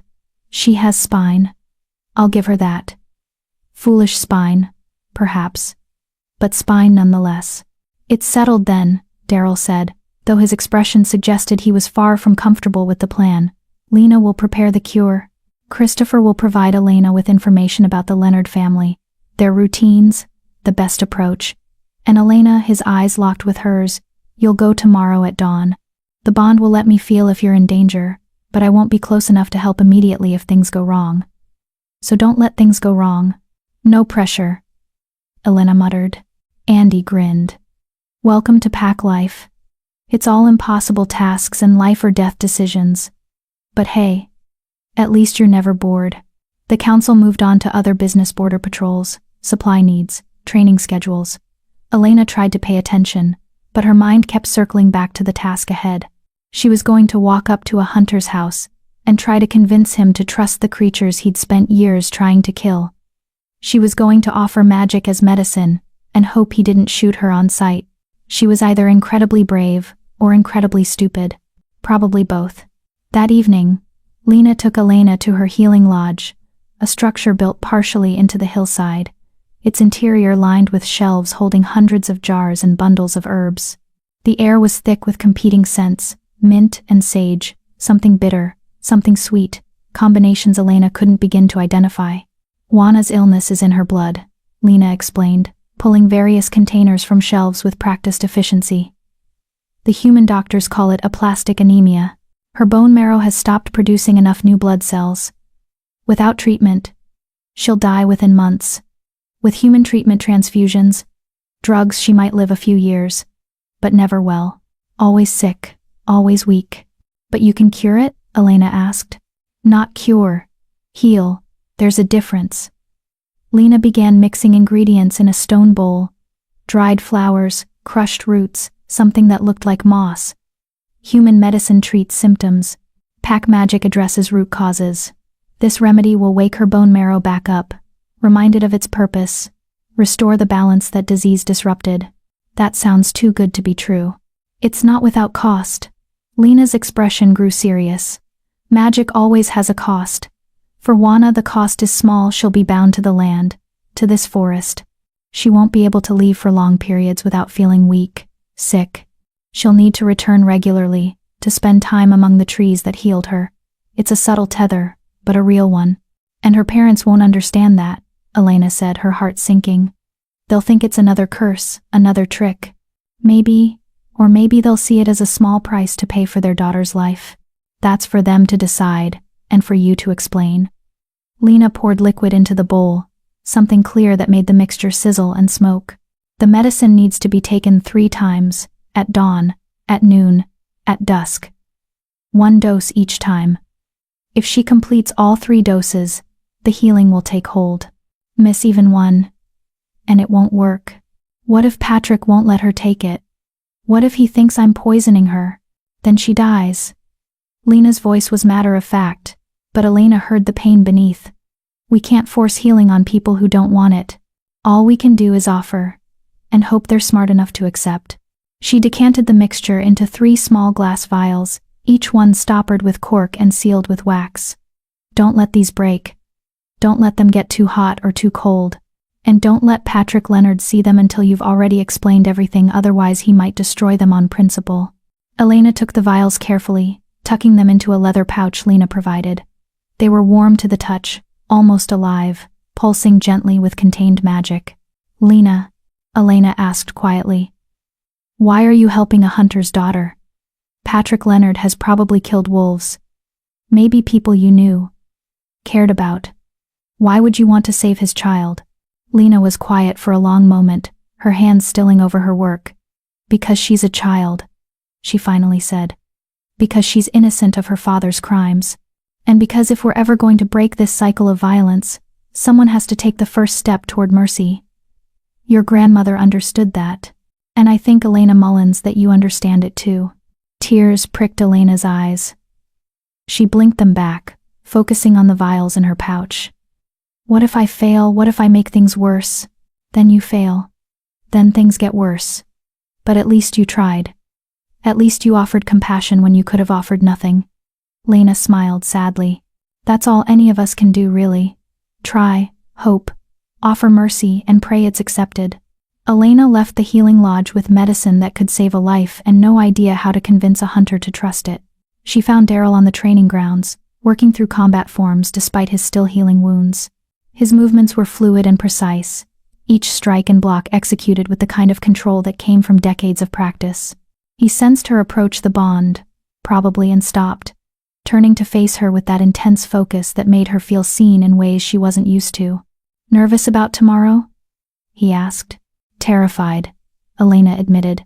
What if I get Juana killed by bringing her medicine her father won't let her take? What if Patrick shoots me before I can explain? What if you succeed? Daryl interrupted gently. What if Patrick Leonard sees his daughter's miracle and realizes we're not the monsters he thought? What if you save a life and plant the seeds for peace? That seems optimistic. I'm not known for my optimism, Daryl said wryly. But I do know that change has to start somewhere. Someone has to take the risk. And you, he reached out, his fingers brushing her cheek so gently she barely felt it. You've been taking risks for people who didn't deserve your mercy your whole life. What's one more? This one could start a war. Or prevent one. His hand dropped, but his eyes stayed locked on hers. I meant what I said, Elena. I can feel you through the bond. If you're in real danger, I'll know. And I'll come. Nothing will stop me from reaching you. The intensity of the promise should have been frightening. Instead, it felt like safety. Like being seen and valued and protected in ways she'd never experienced. Thank you, she whispered. For trusting me with this. For giving me a chance to prove I'm worth your faith. You already proved that, Daryl said simply. This is just you being who you've always been, someone who helps because it's right. Not because it's easy. Elena wanted to kiss him. The urge came out of nowhere, sudden and overwhelming. She wanted to close the distance between them, to feel his lips on hers, to let the bond deepen into something more than oath and obligation. But she didn't. Not yet. It was too soon, too complicated, too much when she still had a nearly impossible task waiting for her at dawn. I should rest, she said instead. Tomorrow's going to be challenging. It will be, Daryl agreed. But you won't face it alone. The pack will be watching, waiting, ready to help if needed. Even if I fail, especially if you fail. Failure doesn't make you less pack, Elena. It just makes you someone who tried something difficult and needs support. He smiled. That's what family does. Family. The word settled over Elena like a warm blanket. She had family now. Had people who would catch her if she fell, who would mourn her if she died, who would celebrate her if she succeeded. She wasn't alone anymore. And that, she was beginning to realize, changed everything. Chapter 5. The Hunter's Daughter. Elena barely slept. She spent the night in her borrowed room, staring at the ceiling and running through 1,000 different scenarios. In some, Patrick Leonard listened to her explanation and gratefully accepted the medicine. In others, he shot her the moment she stepped onto his property. In the worst ones, he took the medicine but destroyed it, and Juana died while Elena watched, helpless. By the time the first gray light of dawn crept through her window, Elena was exhausted but wired, her nerves singing with anticipation and dread. A soft knock came at her door. "It's time," Daryl's voice called quietly. Elena dressed quickly in the clothes Christopher had provided, simple, nondescript, the kind of thing she might have worn in Millbrook. The leather pouch with the 3 vials hung heavy against her hip, each one warm with contained magic. She checked them obsessively, making sure the wax seals were intact, that nothing had broken during the night. Daryl waited outside her door with Andy, Kara, and Christopher. They all looked grim, ready for violence if this went wrong. "The Leonard house is on the eastern edge of Millbrook," Christopher said, handing her a hand-drawn map. "Patrick works at the lumber mill. He'll leave for his shift around 7. His wife, Pearl, stays home with Juana. Your best chance is to approach when Patrick is gone. Talk to Pearl first." "Pearl Calderon," Elena said, recognition sparking. "Before she married, her name was Calderon. She's the one who gives me herbs sometimes, in exchange for odd jobs." Christopher nodded. "Pearl is less extreme than her husband. She's desperate to save her daughter. That desperation might make her more open to unconventional solutions. Or more suspicious that I'm trying to take advantage of her pain," Elena countered. "Either way, she's your best point of entry." Kara stepped forward, pressing something into Elena's hand. A knife, small and sharp, in a leather sheath. "Just in case." Elena stared at the weapon. "I don't know how to use this." "Then don't use it unless you absolutely have to. But better to have it and not need it than need it and not have it." Kara's ice-chip eyes were serious. "Patrick Leonard has killed 3 of our scouts. He's dangerous, Elena. Don't underestimate him just because he's human." "I won't." Elena tucked the knife into her boot, where it pressed uncomfortably against her ankle. Another weight, another responsibility. Daryl stepped closer, his presence warm and solid. "I'll be able to feel you through the bond. If you're in immediate danger, if your fear spikes beyond normal nervousness, I'll come. But I can't be there instantly. So be smart, be careful. And if it goes wrong, run. Don't be a hero." "Isn't that exactly what I'm being right now?" Elena tried to joke, but it came out shaky. "No. Right now you're being brave. There's a difference." He cupped her face gently, his thumb brushing her cheekbone. The touch sent warmth flooding through the bond, reassurance, faith, and something deeper that Elena didn't have time to examine. "Come back safe. That's an order from your alpha." "Yes, sir," Elena whispered. He smiled, then reluctantly let her go. "Andy will accompany you to the edge of the forest. After that, you're on your own." The walk to Millbrook's border felt both endless and far too short. Andy kept up an easy stream of conversation stories about the pack, jokes that made Elena laugh despite her nerves, casual observations about the forest that helped ground her in the moment rather than the terrifying future. "You know," Andy said as they neared the tree line, "when Daryl first told us about you, I didn't believe him. Didn't believe a human would risk herself for a dying wolf. Thought maybe you had ulterior motives. Or you were confused. Or it was some kind of trick. And now?" Elena asked. "Now I think you're exactly what the pack needs. Someone who sees past the surface, past the fear, to the truth underneath." He grinned. "Also, you make Daryl smile. I haven't seen him genuinely smile in years. That alone makes you valuable." Elena felt heat rise in her cheeks. We're not. Not yet," Andy agreed easily. "But you will be. Anyone with eyes can see the bond forming. It's just a matter of time. They reached the edge of the forest, where trees gave way to cleared farmland and, in the distance, the scattered buildings of Millbrook. Dawn had fully broken now, painting everything in shades of pink and gold. "This is where I leave you," Andy said. "Remember Pearl first. If possible. Be honest but careful. And if Patrick comes home early." He trailed off meaningfully. "Run," Elena finished. "I know. Good luck, Elena Mullins. The pack is with you, even if we can't be beside you." Then he shifted that still disturbing transformation from man to massive wolf and melted back into the forest shadows. Elena was alone. She took a deep breath, checked the vials one more time, and started walking toward Millbrook, toward the Leonard's house, toward a conversation that could save a life or end her own. The Leonard house was modest but well-maintained, a 2-story structure with a small garden out front and smoke rising from the chimney. As Elena approached, she saw Patrick's truck pulling out of the driveway, heading toward the lumber mill. Perfect timing. She waited until the truck disappeared around a bend, then walked up to the front door and knocked before she could lose her nerve. Footsteps inside. A shadow crossing behind the curtained window. Then the door opened, and Pearl Leonard stood there, older than Elena remembered, more worn down, with circles under her eyes that spoke of sleepless nights and desperate prayers. "Elena?" Pearl's voice was surprised but not hostile. "What are you doing here so early?" "Mrs. Leonard, Pearl, I need to talk to you. It's about Juana." All the color drained from Pearl's face. "What about her? Has something happened? Did someone from the hospital?" "No, nothing like that. Please, can I come in? I have something that might help her. Something important." Pearl's expression cycled through confusion, hope, and suspicion in rapid succession. "Help her how?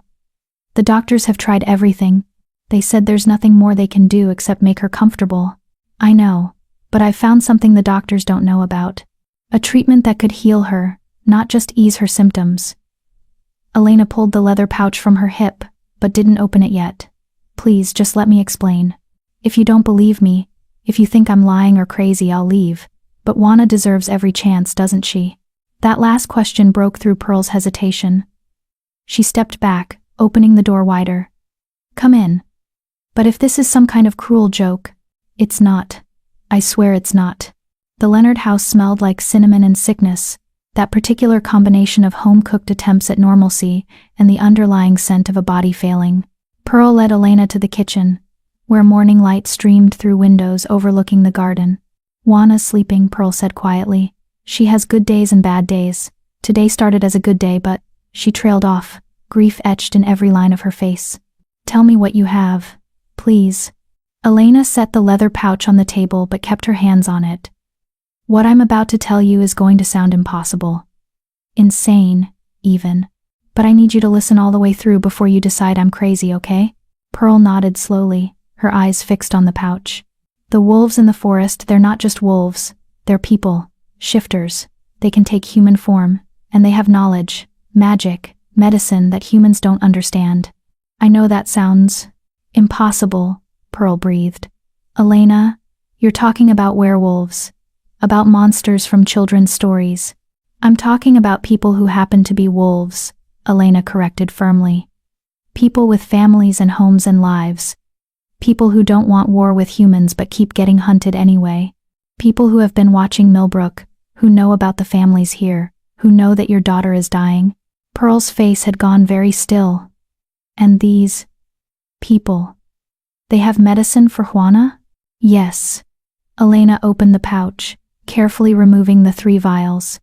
They glowed faintly in the morning light, the liquid inside swirling with colors that had no names. "This was prepared by one of their healers. It's specifically made for Juana's illness for her failing bone marrow. 3 doses, dawn, noon, and dusk. If she takes all 3, it will heal her. Not just treat her symptoms, but actually heal the root cause." Pearl reached out, then hesitated, her fingers hovering over the vials. "Why? Why would they help us? Patrick has been hunting them for years. He's killed." She stopped, horror dawning. "Oh God. Patrick has killed them. They're people. And they want to help his daughter anyway?" Because she's innocent, Elena said quietly. Because punishing a child for her father's crimes isn't justice. It's just more cruelty. And because they're trying to show all of us that they're not the monsters we've been told they are. Tears spilled down Pearl's cheeks. What's the catch? There's always a catch with magic. What does this cost? Elena hesitated.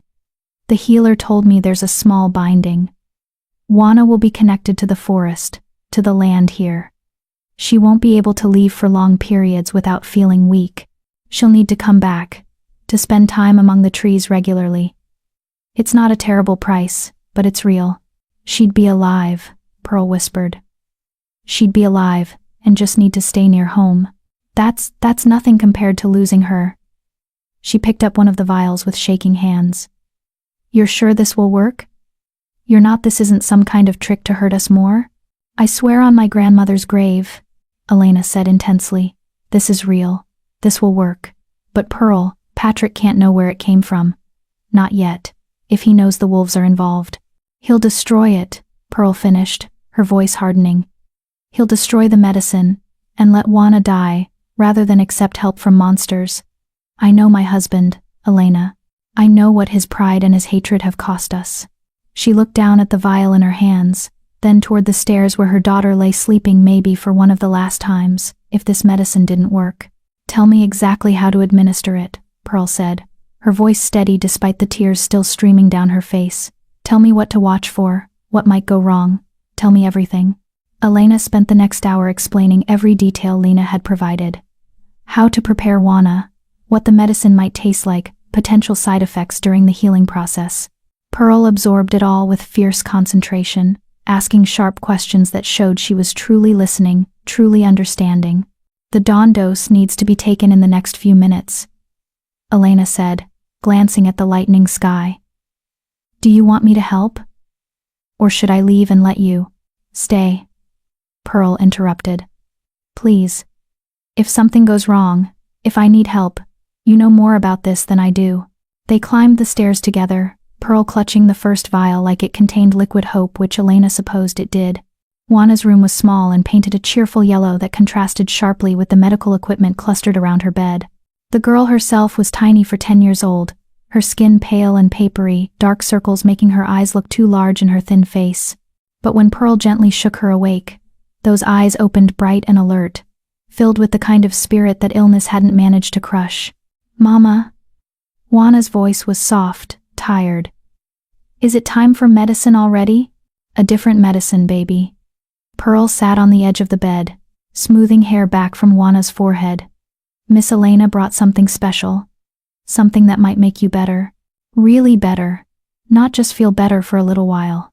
Juana's gaze shifted to Elena, studying her with unexpected intensity.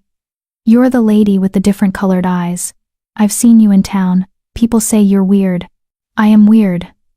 Elena agreed, smiling. But sometimes weird people know about solutions that normal people miss. What kind of solution? Juana asked, eyeing the vial warily. Pearl uncorked it, and the scent that filled the room was strange. Earthy and sweet and wild, like the forest after rain. It's medicine from the forest, very special medicine. It's going to taste odd, but you need to drink all of it, okay? Can you be brave for me? I'm always brave, Juana said, and there was no boast in it, just simple truth. A child who'd spent years being poked and prodded and poisoned with chemotherapy, who'd learned to face pain with courage because she had no other choice. Pearl helped her sit up, propping pillows behind her back. Then she held the vial to Juana's lips. The girl drank. Her face scrunched up immediately. That tastes like dirt and flowers had a baby. Elena couldn't help but laugh. That's actually a pretty accurate description. For a moment, nothing happened. Elena's heart sank. What if it didn't work? What if Lena had been wrong? Or the medicine had gone bad somehow? Or... Then Juana gasped. Light bloomed beneath her skin, faint but definitely there, tracing the paths of her veins like golden rivers. Her eyes widened, and she looked down at her arms in wonder. Mama? Mama, what's happening? You're healing, baby, Pearl whispered, tears streaming freely now. You're healing. The light pulsed brighter for a heartbeat, then faded, sinking deeper into Juana's body. Color began returning to her cheeks. Subtle, but real. Her breathing eased, became less labored. I feel different, Juana said wonderingly. Not bad different, good different. Like something inside me that was broken just fixed itself. Elena felt the bond with Daryl pulse. He was feeling her relief, her joy, the success of this first dose. She sent back reassurance, gratitude, hope. 2 more doses, Elena reminded Pearl. 1 at noon, 1 at dusk. Don't miss either of them. Pearl nodded, clutching the remaining vials. I won't. I swear I won't. She looked at Elena with an expression of profound gratitude mixed with dawning horror. Patrick comes home at 6. He'll ask questions. He'll want to know what changed, why Juana looks better. Tell him you prayed, Elena suggested quietly. Tell him it's a miracle. It's not even a lie, just not the whole truth. And maybe once Juana is fully healed, once she's strong and healthy and alive, maybe then you can tell him the rest. When he can't deny what he's seeing, and if he still chooses hatred over gratitude, Pearl asked, then that's his choice, his loss. But Juana will be alive, and that's what matters most. Pearl reached out and took Elena's hand, squeezing tightly. Thank you. Thank you for caring about a stranger's child. Thank you for risking yourself to bring us hope. I can't. Her voice broke. You don't have to thank me, Elena said gently. Just take care of her. Give her all 3 doses. Let the healing complete. That's thanks enough. She stood to leave, and Juana's voice stopped her. Miss Elena? Are the forest people really real? The ones who made the medicine? Elena hesitated, glancing at Pearl, who nodded permission. Yes, Elena said. They're real. And they're not monsters, no matter what people say. They're just different. And hoping that humans can learn to see past the difference to the people underneath. I'd like to meet them someday, Juana said thoughtfully. To thank them for saving me. Maybe you will, Elena replied, smiling. Maybe we'll build a world where that's possible. Elena left through the back door, as Pearl requested less chance of being seen by neighbors who might mention her visit to Patrick. She walked quickly through Millbrook's quiet morning streets, keeping her head down, trying to look like she belonged there rather than like someone who'd just delivered magical wolf medicine to a dying child. She was nearly to the forest edge when she heard the truck. Elena's heart stopped. She knew that truck had seen it pulling out of the Leonard driveway just an hour ago. Patrick was home early. She broke into a run, abandoning all pretense of casualness. The trees were so close, just 50 yards away, and she could feel Daryl through the bond. Feel him responding to her spike of fear. The truck screeched to a halt beside her, and Patrick Leonard jumped out, rifle in hand. You, he snarled. And Elena had never heard so much hatred in a single word. I knew you were trouble. Knew you were working with those monsters. What did you do to my house? What did you give to Pearl? Medicine. Elena gasped, still backing toward the trees. Just medicine. Your daughter is sick, and I brought something that could help her. That's all. I swear that's all. Liar. Patrick raised the rifle, aiming directly at Elena's chest. My wife would never accept devil magic into our home.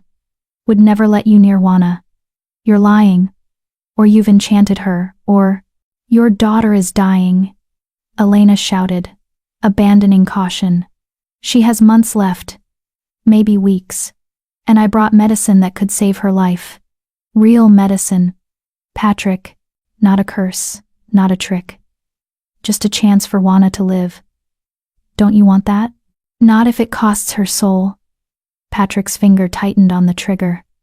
Not if it means owing those monsters, those abominations. Better she dies clean than lives corrupted.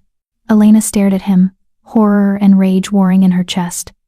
You'd rather let your daughter die than accept help from beings you don't understand. That's not love, Patrick. That's just pride and fear wearing love's mask. You don't get to tell me about love. Patrick spat. You're one of them now. I can smell it on you, wolf stink, corruption. Brad was right about you. Should have driven you out years ago. He pulled the trigger. The shot rang out, impossibly loud in the quiet morning. Elena felt something slam into her shoulder. Not pain, not yet, just impact and shock, and the sudden understanding that she'd been shot. She stumbled backward, her hand going to her shoulder and coming away red. Elena. Daryl's roar came from the forest, furious, terrified, inhuman. Then he was there, bursting from the trees in wolf form, moving faster than anything that size should be able to move. Patrick swung the rifle toward the wolf, but Andy was already there too, slamming into Patrick from the side, sending both man and gun flying. Kara materialized beside Elena, already shifting to human form, her hands immediately pressing against the wound. "You're okay. You're okay. It's not silver, just a regular bullet. You'll be fine." But Elena couldn't focus on Kara's words. She could only watch as Daryl, still in wolf form, stood over Patrick Leonard with fangs bared and murder in his golden eyes. "Don't kill him," Elena gasped, trying to push herself up despite Kara's restraining hands. "Daryl, please, don't kill him. His daughter, she took the medicine. If he dies now, it ruins everything. Please." For a long, terrible moment, Daryl didn't move, didn't even seem to hear her. He was pure predator, pure rage, focused entirely on the human who dared shoot his what? His pack friend? His responsibility? His mate? Then, slowly, he lifted his head and looked at Elena. Blood dripped from her shoulder, staining her shirt, and something in his eyes shifted. The rage didn't disappear, but it was contained, controlled, leashed by will alone. He shifted to human form, his transformation swift and violent, and rounded on Patrick with barely restrained fury. "You shot her. She came to save your child's life. And you shot her." Patrick scrambled backward, terror written across his face. "Monster. You're all monsters. I knew it. I knew." "Your daughter is being healed as we speak," Daryl interrupted coldly. "By our medicine, our magic, freely given despite everything you've done to us. And when she wakes this evening, fully cured, finally healthy for the first time in years, you'll know exactly who you owe that miracle to. You'll know who the real monsters are, the ones who offer mercy, or the one who shoots the messenger." He turned away from Patrick with contempt, crossing to where Kara was bandaging Elena's shoulder with strips torn from her own shirt. "Can you walk?" "I think so," Elena said, though the pain was starting to cut through the shock now. Sharp and insistent. "Then we're leaving. Andy, Kara, with me. Patrick." Daryl looked back over his shoulder. "If you ever aim a weapon at Elena Mullins again, I will forget my restraint. I will forget mercy. And I will show you exactly what monsters can do when someone threatens what's theirs. Are we clear?" Patrick didn't answer, just stared at them with wild eyes, his mouth opening and closing like a fish. "Let's go," Daryl said quietly, helping Elena to her feet. They walked back into the forest, Andy and Kara flanking them, Daryl supporting most of Elena's weight as she stumbled through the trees. Behind them, they left Patrick Leonard sitting in the dirt beside his truck, his rifle lying useless a few feet away, his whole world crumbling around him as he processed what he'd learned. His daughter would live, but the cost of that life was everything he'd believed about the monsters in the forest. And Elena, bleeding and exhausted and held up by a werewolf king who looked at her like she was precious beyond measure, wondered if Patrick would be capable of changing his beliefs or if he'd double down on his hatred and make everything worse. Only time would tell, and Juana's life hung in the balance. Chapter 6. The Wound and the Waiting. The pack descended on them the moment they crossed back into the valley. Lena was there first, her healer's bag already open, her face pale as she took in the blood soaking through Elena's shirt. "What happened? I thought the bond should have warned us if it happened too fast," Daryl said, his voice tight and controlled in a way that suggested he was barely holding back fury. "Patrick came home early. Saw Elena leaving. Shot her before any of us could intervene. Get her to the healing lodge," Lena commanded, already moving. Now. The walk to the lodge felt endless. Elena's shoulder burned with every step, and the world had started to tilt in odd directions. Blood loss, probably. Or shock, or both. Pamela appeared beside them, her ancient eyes taking in the scene with sharp assessment. The girl succeeded then. "The child took the first dose. How did you?" Elena started. "I can smell the magic on you. Activated magic, transformed by acceptance. The medicine worked." Pamela's expression was grim, but the price was higher than we hoped. "The price isn't paid yet," Daryl said darkly. Patrick Leonard owes a debt now. A debt written in his daughter's health and Elena's blood. And debts like that will be collected. They reached the healing lodge, and Lena immediately began barking orders. Kara helped Elena onto a padded table while Andy built up the fire, adding herbs that filled the space with medicinal smoke. Christopher appeared with armfuls of clean cloth and jars of salve. Everyone out except Kara, Lena said firmly. I need space to work. Daryl didn't move. I'm staying. Alpha, with respect, you're radiating enough fury to curdle milk. You'll disrupt the healing magic. Out. I said I'm staying. His voice dropped to a growl that was more wolf than human. She got shot because I asked her to do this. Because I sent her into danger to prove a point to the council. I'm not leaving her now. Lena and Daryl stared at each other for a long moment. Healer and Alpha, will against will. Finally Lena sighed. Fine. But stand in the corner, and don't interfere. And if you make this harder for her, I'll drug you myself. Fair enough. Daryl muttered, moving to the far corner but keeping his eyes locked on Elena. Lena returned her attention to Elena's shoulder, carefully cutting away the blood-soaked shirt. This is going to hurt, she warned. The bullet went through, that's good. No need to dig it out. But I need to clean the wound thoroughly before the healing magic will take hold properly. Just do it, Elena gritted out, trying not to look at the damage. She'd been shot. Actually shot. It seemed impossible, surreal, like something that happened to other people in stories rather than to her in real life. Lena poured something over the wound that burned like liquid fire. Elena bit down on a scream, her hand clenching into a fist. Immediately, she felt warmth flood through the bond. Daryl's presence, wrapping around her like a blanket, absorbing some of the pain, some of the fear. It shouldn't have been possible. He was across the room, not even touching her. But pack magic didn't follow normal rules. Breathe, Lena instructed, her hands working with practiced efficiency. In through your nose, out through your mouth. Focus on the breathing, not the pain. Elena tried. It helped. A little.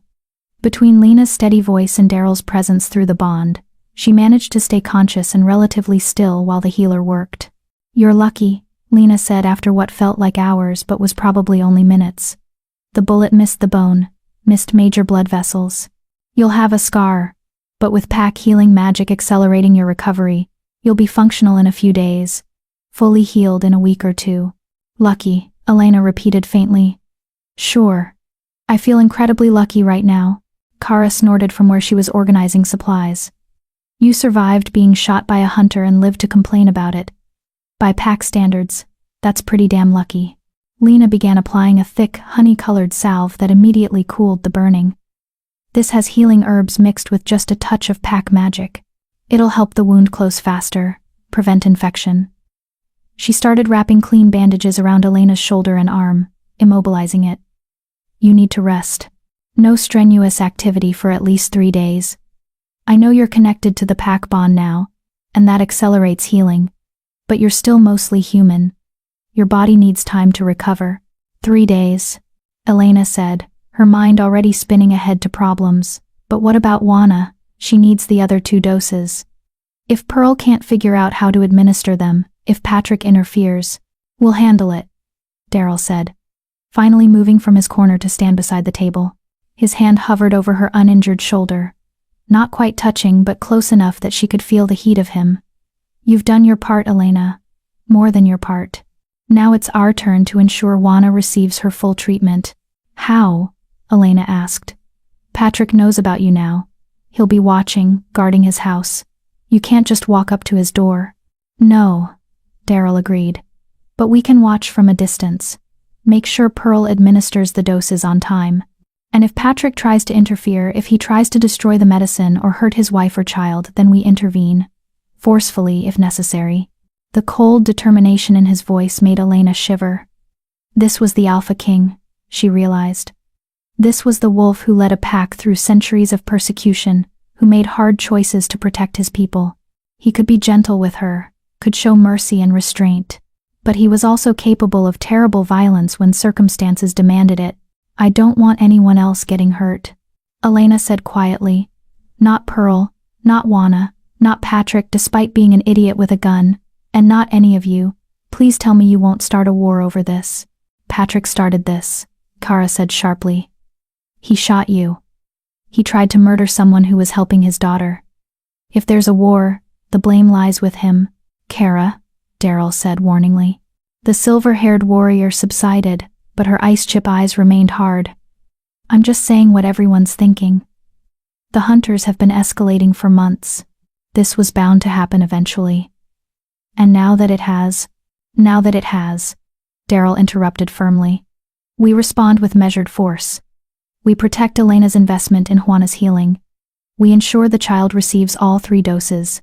And we document everything: Patrick's violence, our restraint, the success of the treatment. Then we use that documentation to build our case for peaceful coexistence with the humans who are willing to listen. And the ones who aren't willing to listen? Andy asked from the doorway, where he'd apparently been listening the entire time. We deal with them if and when they become an immediate threat, Daryl said. But we don't escalate unnecessarily. We don't give them the war they're itching for. Because if we do, if we let our anger override our judgment, we lose the moral high ground Elena just bled to secure. Silence fell over the healing lodge. Elena could feel the tension, the barely restrained desire for retaliation, the pack's protective fury on her behalf. It was overwhelming and humbling and frightening all at once. I need everyone to leave except Daryl, Lena announced. Elena needs rest. And you're all making that impossible with your warrior posturing. Kara and Andy exchanged glances but obeyed, filing out with muttered assurances that they'd be nearby if needed. Even Pamela left, though not without giving Elena a long, searching look that seemed to see straight through her. Once the others were gone, Lena turned to Daryl. I mean it about rest. She needs sleep, quiet, and time to heal. Keep the bond calm. No flooding her with your emotions. I know you're furious about what happened, but she doesn't need to carry that weight right now. I understand, Daryl said quietly. Lena nodded, satisfied, and gathered her supplies. I'll check on her in a few hours. If the bleeding starts again, if she develops a fever, if anything seems wrong, send for me immediately. She paused at the door. She did well today, Alpha. She saved a life and planted seeds for peace, even if the cost was higher than any of us wanted. That matters. Then she was gone. And Elena was alone with Daryl in the quiet healing lodge, with nothing but the crackle of the fire and the throb of her wounded shoulder to mark the moment. You're angry, Elena said softly. It wasn't a question. She could feel it through the bond, a banked fire of rage that he was working hard to control. I'm furious, Daryl admitted, pulling a chair close to the table and sitting so they were at eye level. I sent you into danger. I knew the risks but let you go anyway because we needed what you could accomplish. And you nearly died because of that choice. Because of my choice. I chose to go, Elena reminded him. You gave me the option to refuse. I could have said no, could have walked away from the test, from the pack, from all of this. But I didn't. I chose to help Juana because it was right, not because you ordered me to. That doesn't make me less responsible for what happened. No, Elena agreed. But it does mean the blame isn't entirely yours to carry. Patrick made his choice when he pulled that trigger. That's on him, not you. Daryl reached out hesitantly, his fingers brushing her uninjured hand. The contact sent warmth flooding through the bond. Not the overwhelming surge from earlier, but a steady, comforting presence. When I felt your fear spike through the bond, when I realized you were in danger. I've never run faster in my life. Never felt more desperate to reach someone. And then I saw the blood. Saw him standing there with the rifle. And I wanted... He stopped, his jaw clenching. I wanted to rip his throat out. Wanted to make him pay for daring to hurt you. The only thing that stopped me was your voice. Your plea not to kill him. Because killing him would have made you the monster he believes you are, Elena said gently. And because Juana doesn't deserve to lose her father, even if he's a flawed, frightened man who makes terrible decisions. You're too forgiving, Daryl said. But there was something like admiration in his voice, too willing to see the best in people who've shown you their worst. Someone has to be, Elena replied. If we all just responded to hate with more hate, to violence with more violence, the cycle would never end. Someone has to break it. Someone has to choose mercy when revenge would be easier. Like you did when you found me dying in the forest, Daryl said softly. You chose mercy then too. It seems to be a pattern with you. Elena Mullins. A frustrating pattern, probably, Elena said, managing a weak smile despite the pain. A beautiful pattern, Daryl corrected. His hand tightened around hers. You're extraordinary. You know that, right? Everything you've done, saving me, accepting the pack bond, going to the Leonards despite the danger, refusing to let me kill Patrick even after he shot you, it's all extraordinary. You're extraordinary. You're extraordinary. Heat flooded Elena's cheeks, and it had nothing to do with blood loss or fever. I'm just trying to do the right thing. That's not extraordinary. That's just being a decent person. Then the world needs more decent people like you, Daryl said. Because decency like yours changes things, saves lives, builds bridges between enemies, maybe even prevents wars. Or starts them, Elena countered quietly. Patrick knows about you now. About the pack. He'll tell Brad. And Brad will tell others. And soon everyone will know that the wolves in the forest are shifters. What happens then? Then we face whatever comes, Daryl said simply. Together. Pack and pack friend. Alpha and he hesitated, and Elena felt something shift in the bond, something deepening, warming, becoming more than oath and obligation. And what? Elena whispered, her heart hammering despite the exhaustion pulling at her. And whatever else we're becoming, Daryl finished softly. Because this bond between us, it's more than life debt now. Elena. Surely you can feel it. The way it's changing, growing, transforming into something neither of us quite expected. Elena could feel it, had been feeling it since the moment their bleeding palms touched during the bonding ceremony. Maybe even before that. In the forest when she'd first touched his wounds, when their eyes had met and something had sparked between them. The mate bond, she said, testing the words out loud for the first time. Potentially, Daryl agreed. If we both want it. If we're both willing to let it develop naturally, rather than fighting against it. And if I'm not ready? Elena asked. If this is all too much, too fast, too complicated, then we wait, Daryl said without hesitation. We let the bond exist at whatever level you're comfortable with. Pack friend, protected, valued, that's enough. It will always be enough, Elena. I will never pressure you into more than you can give. The sincerity in his voice, in his eyes, in the bond itself made Elena's chest ache. When had anyone ever offered her this kind of patient, unconditional acceptance? When had anyone ever made her feel like her boundaries mattered, like her comfort was more important than their desires? I don't know what I want, Elena admitted. Everything is changing so fast. A week ago, I was alone in my cottage, invisible to everyone, irrelevant. Now I'm shot and bleeding in a werewolf healing lodge, connected by magic to an entire pack, having conversations about mate bonds with a king. It's surreal. It is, Daryl agreed with a slight smile. But surreal doesn't mean wrong. Sometimes the most important changes happen fast lightning strikes that alter the landscape forever. Maybe this is one of those strikes. Or maybe it's going to burn everything down, Elena said. Maybe, Daryl conceded. But even if it does, even if this all ends in fire and ruin, I won't regret it. Because knowing you, being connected to you, seeing the world through your eyes, it's already changed me, made me better, given me hope that peace might actually be possible. Before Elena could respond, exhaustion crashed over her like a wave. The adrenaline that had been keeping her upright, keeping her functional, suddenly drained away, leaving nothing but bone-deep weariness and pain. Sleep, Daryl murmured, seeming to sense her state through the bond. I'll stay. I'll keep watch. You're safe here, Elena. I promise. Joanna, Elena mumbled, fighting to keep her eyes open.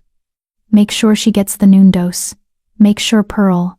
I'll handle it, Daryl assured her. Rest now. Everything else can wait.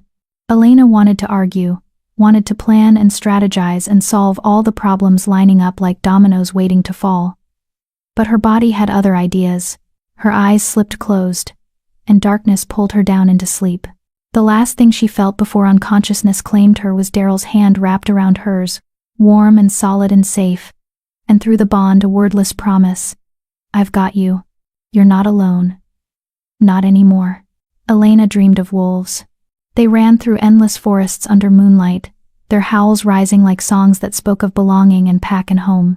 She ran with them not as a wolf herself, but as something in between, something that belonged despite being different. In the dream, she could understand their language, could hear the thoughts they shared through the pack mind, the concerns and joys and griefs that bound them together. And threaded through it all was a golden thread connecting her to Daryl, pulsing with emotion and meaning and possibility. This is what it could be. A voice whispered in the dream. Not Daryl's voice, not exactly, but something older. The bond itself, perhaps, showing her what full acceptance could look like. This is what we could become together, separate but connected, different but unified, building something new from old materials. Then the dream shifted. The forest burned. Flames consumed the trees, and humans with rifles emerged from the smoke. Brad at their head, Patrick beside him, others Elena recognized from town. They shot the wolves methodically, coldly, while somewhere a child screamed. Juana. It was Juana screaming. Elena tried to run toward the sound, tried to help, but her feet were rooted to the ground. She could only watch as the hunters closed in, as the pack fell one by one, as Daryl turned to face her with grief in his golden eyes. This is what happens if they won't listen, the Bond voice whispered. This is what happens when mercy is mistaken for weakness, when bridges are burned before they can be crossed. Then we don't let it happen, Elena said in the dream, finding her voice, finding her strength. We fight for peace. We refuse to let hate win. We build the bridges strong enough to withstand the fire. The dream. Daryl smiled. That's my mate, he said. And the words sent warmth flooding through her. That's the one I chose. The one who refuses to surrender hope even when the world burns. Elena woke gasping, the dream still vivid in her mind. Afternoon sunlight streamed through the windows she'd slept for hours. Her shoulder throbbed with dull pain. But it was manageable. More discomfort than agony. Daryl still sat beside her, though he'd shifted his chair closer, and his head was bowed, eyes closed. Resting, not sleeping, she could feel his consciousness through the bond, alert and watchful even in repose. I dreamed about the pack, Elena said softly. His eyes opened immediately, focusing on her with that intense attention that made her feel seen. Good dreams or bad? Both, Elena admitted. First I was running with you. All of you. Understanding the pack mind. Feeling connected to something larger than myself. It was beautiful. And then? Daryl prompted when she paused. And then I dreamed about war. About the pack burning, hunters killing everyone. Juana screaming. About everything we're trying to prevent actually happening. Daryl's expression darkened. Sometimes dreams are just fear playing out in our subconscious. And sometimes, especially for those connected to pack magic, dreams are warnings. Possibilities that might come to pass if we're not careful. That's comforting, Elena muttered. It's honest, Daryl corrected. The situation is dangerous, Elena. Patrick knows about us now. He'll tell others. Brad and his cousins will use it as justification for escalation. We're at a tipping point. Things could go either way. Toward peace or toward war. Toward understanding or toward annihilation. So what do we do? Elena asked. We make sure Juana completes her treatment. We document the success. And then we find allies, humans like Pearl, who've seen proof that we're not monsters. We build a coalition strong enough to stand against Brad's faction. It won't be easy, and it won't be quick, but it's the only path forward that doesn't end in bloodshed. And in the meantime? In the meantime, you heal. You rest. You let the pack take care of you the way you took care of me in that forest clearing. His hand found hers again. That now familiar spark of connection warming the space between them. We've got you, Elena. You don't have to carry this alone. Elena wanted to believe him. Wanted to trust that the pack's protection meant something, that she really had found a place to belong. But doubt whispered in the back of her mind, old fears that no amount of magic could erase overnight. What if I'm not strong enough? She asked quietly. What if I fail? And people die because I wasn't good enough, wasn't brave enough, wasn't enough? Then we fail together, Daryl said simply. And we get back up and try again. That's what pack means, Elena. We rise and fall as one. Your failures are our failures. Your successes are our successes. You're not carrying this weight alone anymore. You never have to be alone again, unless that's what you choose. Tears pricked Elena's eyes. I've been alone for so long. I don't know how to be anything else. Then we'll teach you, Daryl promised. One day at a time, one moment at a time, until being part of something larger feels as natural as breathing. A soft knock interrupted the moment. Lena entered with fresh bandages and a steaming bowl of something that smelled both medicinal and appetizing. Good. You're awake, she said briskly, though her eyes were kind. Time to change those bandages and get some food in you. Healing requires fuel, and you've been running on empty for too long. As Lena worked, chattering about the valley's gossip and upcoming pack celebrations, Elena felt something shift inside her. The fear and doubt didn't disappear entirely, they probably never would. But they were balanced now by something else. Something warm and solid and real. Hope. She'd offered mercy to a dying wolf and gained a pack. She'd risked herself to save a child and survived to try again. She'd been shot and lived to bleed another day. And through it all, a bond was forming between her and Daryl, between her and the pack, between the person she'd been and the person she was becoming. Outside the healing lodge, the sun descended toward evening. Somewhere in Millbrook, Pearl Leonard would be preparing Juana's dusk dose of medicine, praying it would work, hoping her husband wouldn't interfere. And in the forest, dozens of wolves watched and waited, ready to protect what mattered, ready to fight for the future Elena was trying to build. One bridge at a time. One act of mercy at a time. One impossible hope at a time. Until maybe, just maybe, two worlds could learn to exist side by side without tearing each other apart. Chapter 7. The Healing and the Reckoning. 3 days passed in a blur of pain, healing, and restless waiting. Elena remained in the healing lodge under Lena's watchful care, her shoulder slowly knitting itself back together with a speed that would have been impossible without pack magic. She slept more than she'd ever slept in her life, waking only to eat the nourishing broths and herbal teas Lena insisted on, to have her bandages changed, and to receive visitors who came in steady streams. Andy brought her books from Christopher's collection, histories of the pack, stories of shifters from other territories, accounts of humans and wolves who'd managed peaceful coexistence in previous centuries. Homework, he'd said with a grin. If you're going to be our bridge builder, you need to know what you're working with.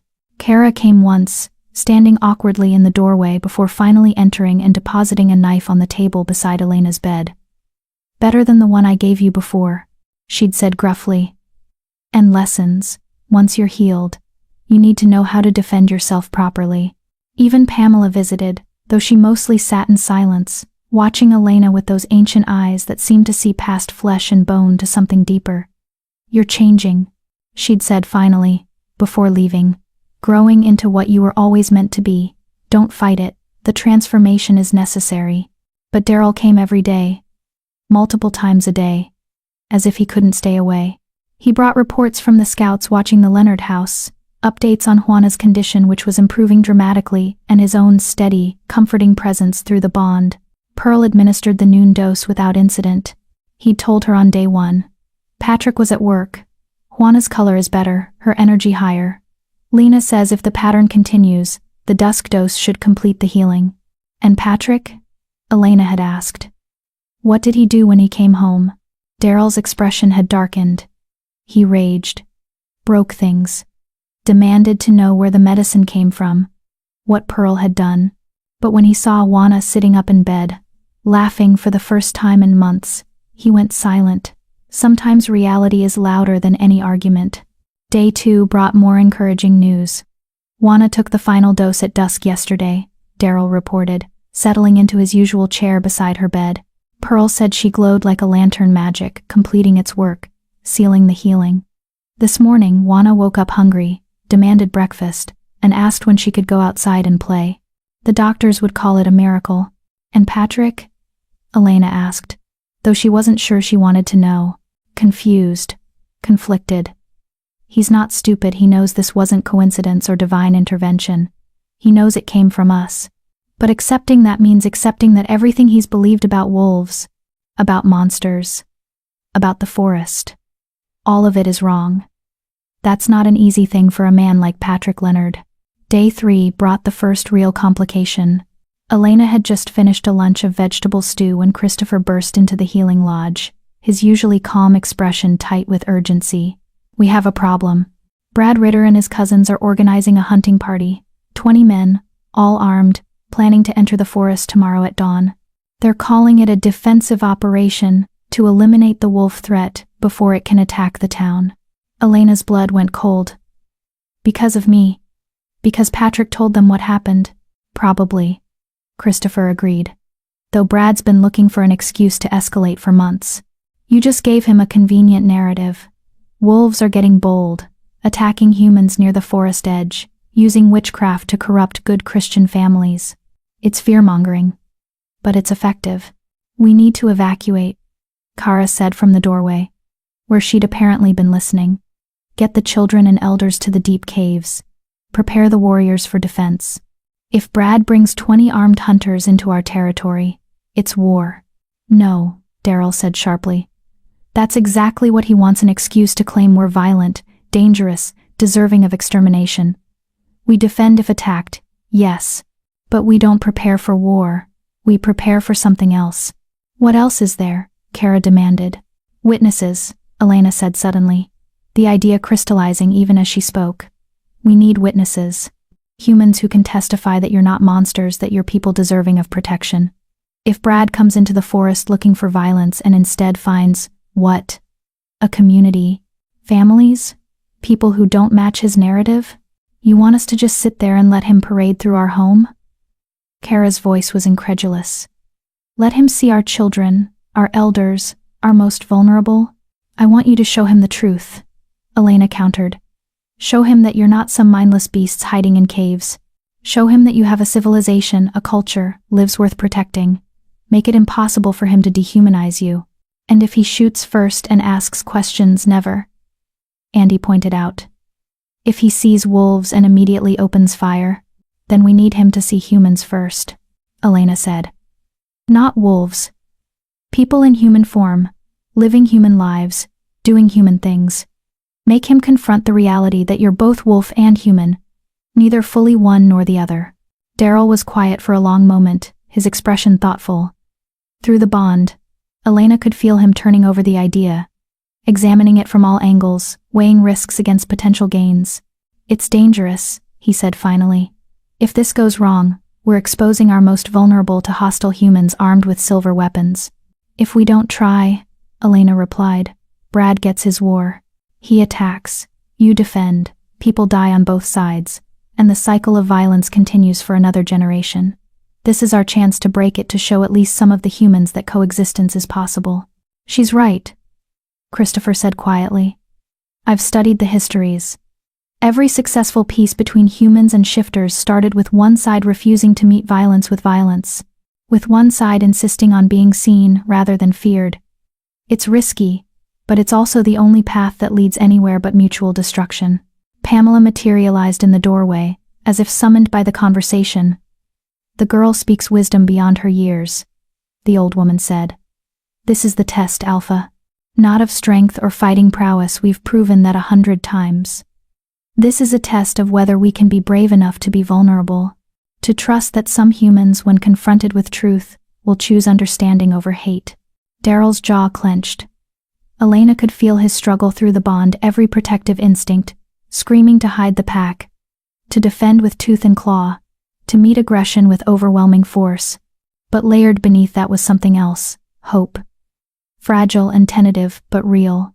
"If we do this," he said slowly, "we do it smart. The children and elders retreat to the caves anyway, non-negotiable. The warriors stay close but hidden, ready to intervene if Brad's group shows signs of violence, and we control the narrative. We show them exactly what we want them to see, nothing more." "And what do we want them to see?" Andy asked. "Humanity," Elena said simply. "Families. People going about their daily lives, cooking, working, teaching, living. Not monsters, not threats, just people who happen to be different. And you," Daryl added, his eyes locking with Elena's. "We need you there. A human who chose to live among us, who was wounded defending our right to exist, who can speak to Brad's group in ways we can't." You're the bridge, Elena. This is what bridge building looks like. I'm still injured, Elena protested, though she could already feel her resolve crumbling. Lena said at least 3 more days of rest. I said 3 days for full recovery, Lena interrupted, entering with fresh bandages. But you're functional now, mobile. If you're careful and don't do anything stupid like getting shot again, you can handle a few hours of standing and talking. Though I'm going on record as saying this entire plan is medically inadvisable and tactically insane. So, you'll help prepare? Daryl asked. And Elena heard the slight smile in his voice. Of course I'll help, Lena huffed. Someone has to keep you all from getting yourselves killed through foolish idealism. And if this actually works, she trailed off, something like wonder crossing her face. If this actually works, it changes everything. Then we have until dawn tomorrow to prepare, Daryl said, standing with the decisive energy of a leader committing to a plan. Christopher, I need you to find Pearl Leonard. Tell her what's happening. See if she'll bring Juana here. A healed child is powerful testimony to our intentions. Patrick won't allow it, Christopher warned. Then ask Pearl to come alone.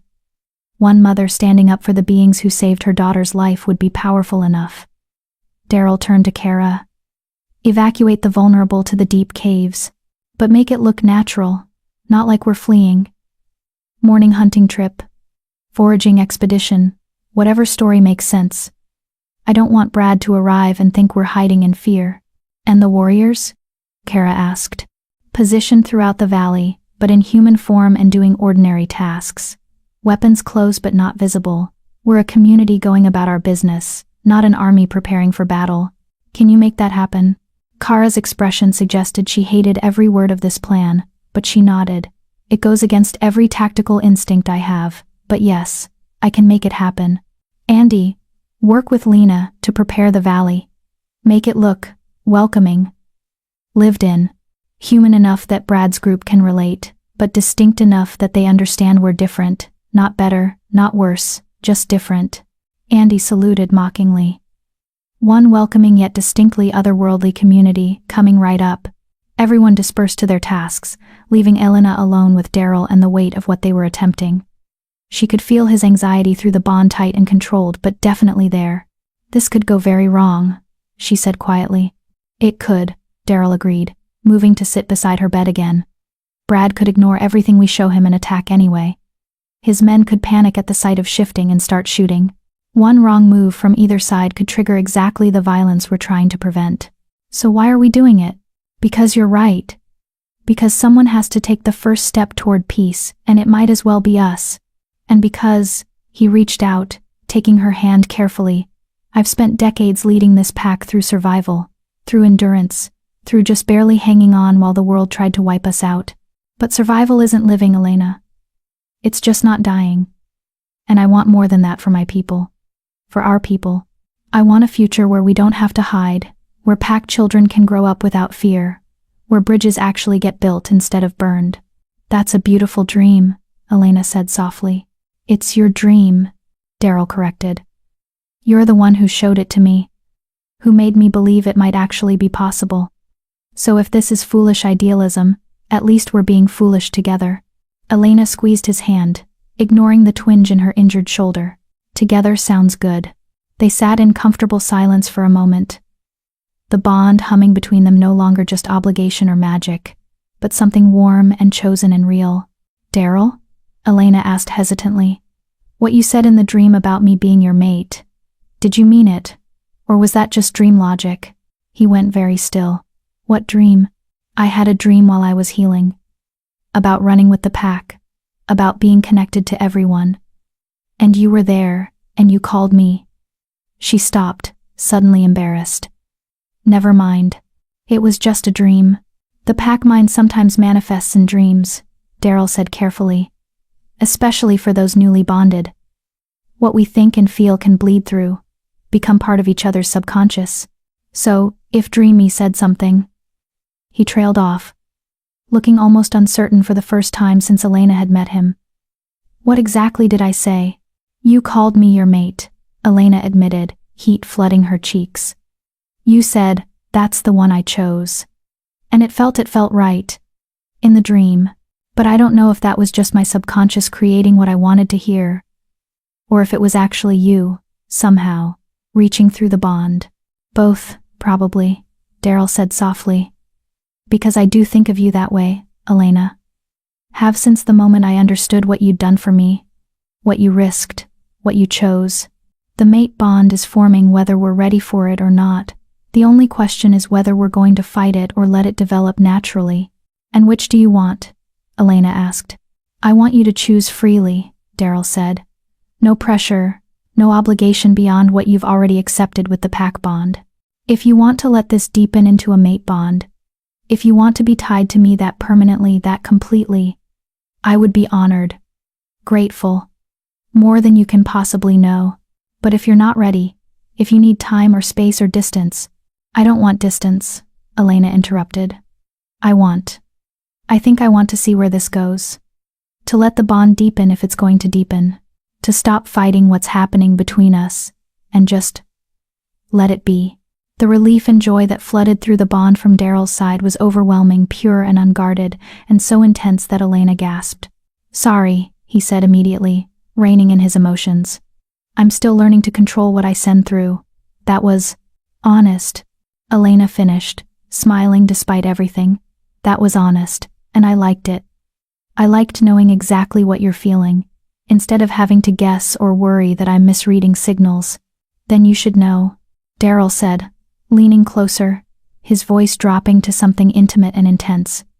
That what I'm feeling right now is gratitude that you're alive, hope that tomorrow goes well, terror that you'll get hurt again, and he hesitated, then pushed forward, and something that feels a lot like love, even though it's too soon for that word, too fast for that kind of declaration, but it's there, growing, becoming more real every moment I spend with you.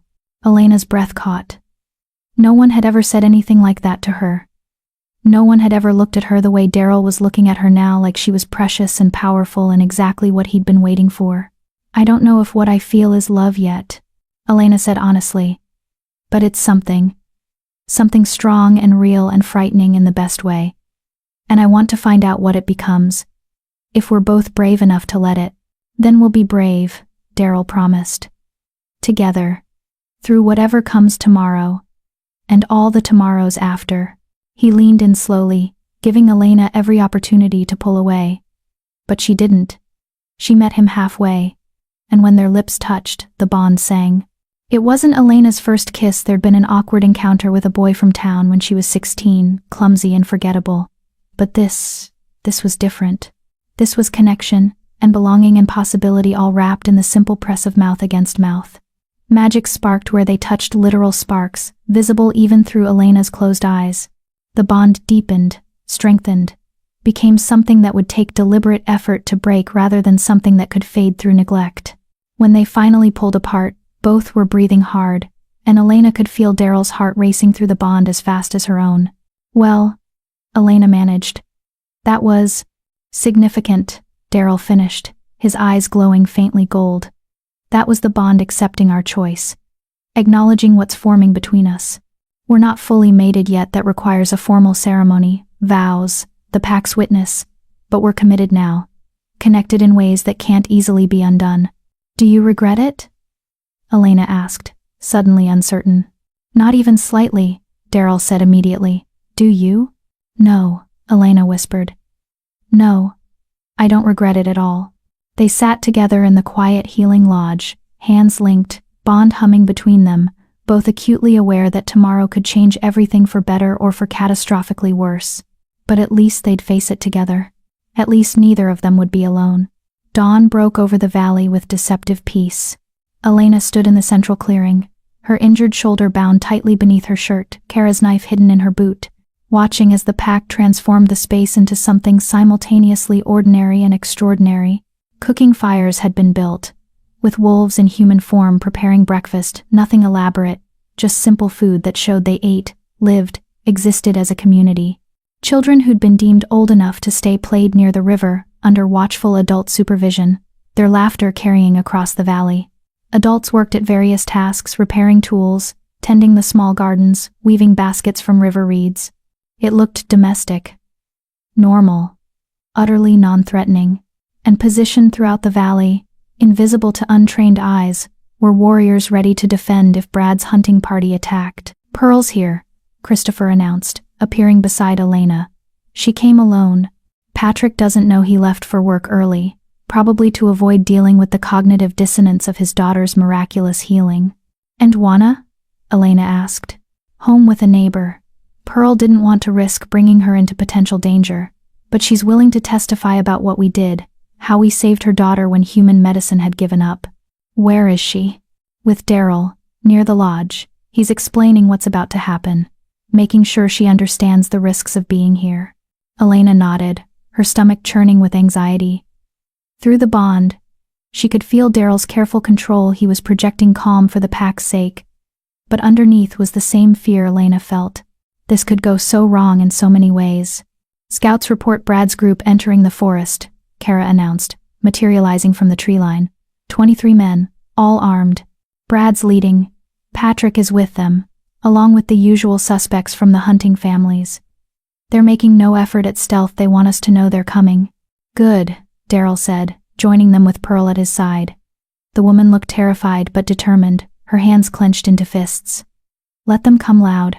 Let them see we're not hiding. Not cowering. Everyone, take your positions. Remember human form unless absolutely necessary. We're a community, not a threat. If they attack first, defend yourselves but don't escalate. Our goal is to survive this with as few casualties on either side as possible." The pack moved into position with practiced efficiency. Within minutes, the valley looked exactly as it had before: domestic, peaceful, ordinary. Only someone who knew what to look for would notice the tension in every posture, the readiness in every movement. Elena positioned herself near the valley entrance with Daryl, Pearl, and Kara. They would be the first thing Brad's group saw when they emerged from the forest. "If this goes wrong," Pearl whispered. "If Patrick tries to shoot you again, then we adapt," Elena assured her, though her own certainty was far from absolute. "Thank you for being here, for being brave enough to stand with us." "You saved my daughter's life," Pearl said simply. "This is the least I can do." The sound of approaching footsteps echoed through the trees, heavy, numerous, making no attempt at concealment. Then Brad Ritter emerged from the forest, rifle raised, his face twisted with anticipation and hate. Behind him came the rest of his hunting party, spreading out in a loose formation, weapons ready, eyes scanning for threats. And at the back, looking sick but determined, was Patrick Leonard. Brad's eyes widened when he saw the valley, not a den of monsters, but a community, not savage beasts, but people in human form going about ordinary tasks. His rifle wavered, confusion crossing his face. Then he saw Elena, and his expression hardened. "There," he said, pointing. "The traitor. The one who's been helping these monsters. She's proof they can corrupt humans, turn them against their own kind." "I'm not corrupted," Elena said clearly, her voice carrying across the suddenly silent valley. "I'm someone who learned the truth about the beings living in this forest. And I'm here to tell you that everything you believe about them is wrong. They're werewolves," Brad spat. "Shapeshifters. Monsters who kill our livestock, threaten our families." "We've killed 3 sheep in the past 2 years, Daryl interrupted, his voice calm but commanding. "And only because they'd wandered into our territory and we were hungry. We don't hunt humans. We don't threaten your families. We just want to live in peace on land that was ours long before your town was built." "Lies." Brad raised his rifle higher. "You attacked Patrick. Elena has a bullet wound to prove it." "Patrick shot me," Elena corrected sharply. "I went to his house to deliver medicine that saved his daughter's life, and he shot me for offering help. Look at him, Brad. Ask him what happened. Ask him how Juana went from dying to healthy in 3 days. Ask him where that miracle came from." All eyes turned to Patrick. The man looked like he wanted to disappear into the ground, his face cycling through shame, defiance, and confusion. "Is it true?" asked one of the other hunters, a middle-aged man Elena vaguely recognized from town. "Did these people save your daughter?" "They used magic," Patrick said weakly. "Dark magic, witchcraft." "They used medicine," Pearl interrupted, stepping forward despite her obvious fear. "Medicine that worked when everything the doctors tried failed. They saved Juana when human science had given up." And they asked for nothing in return.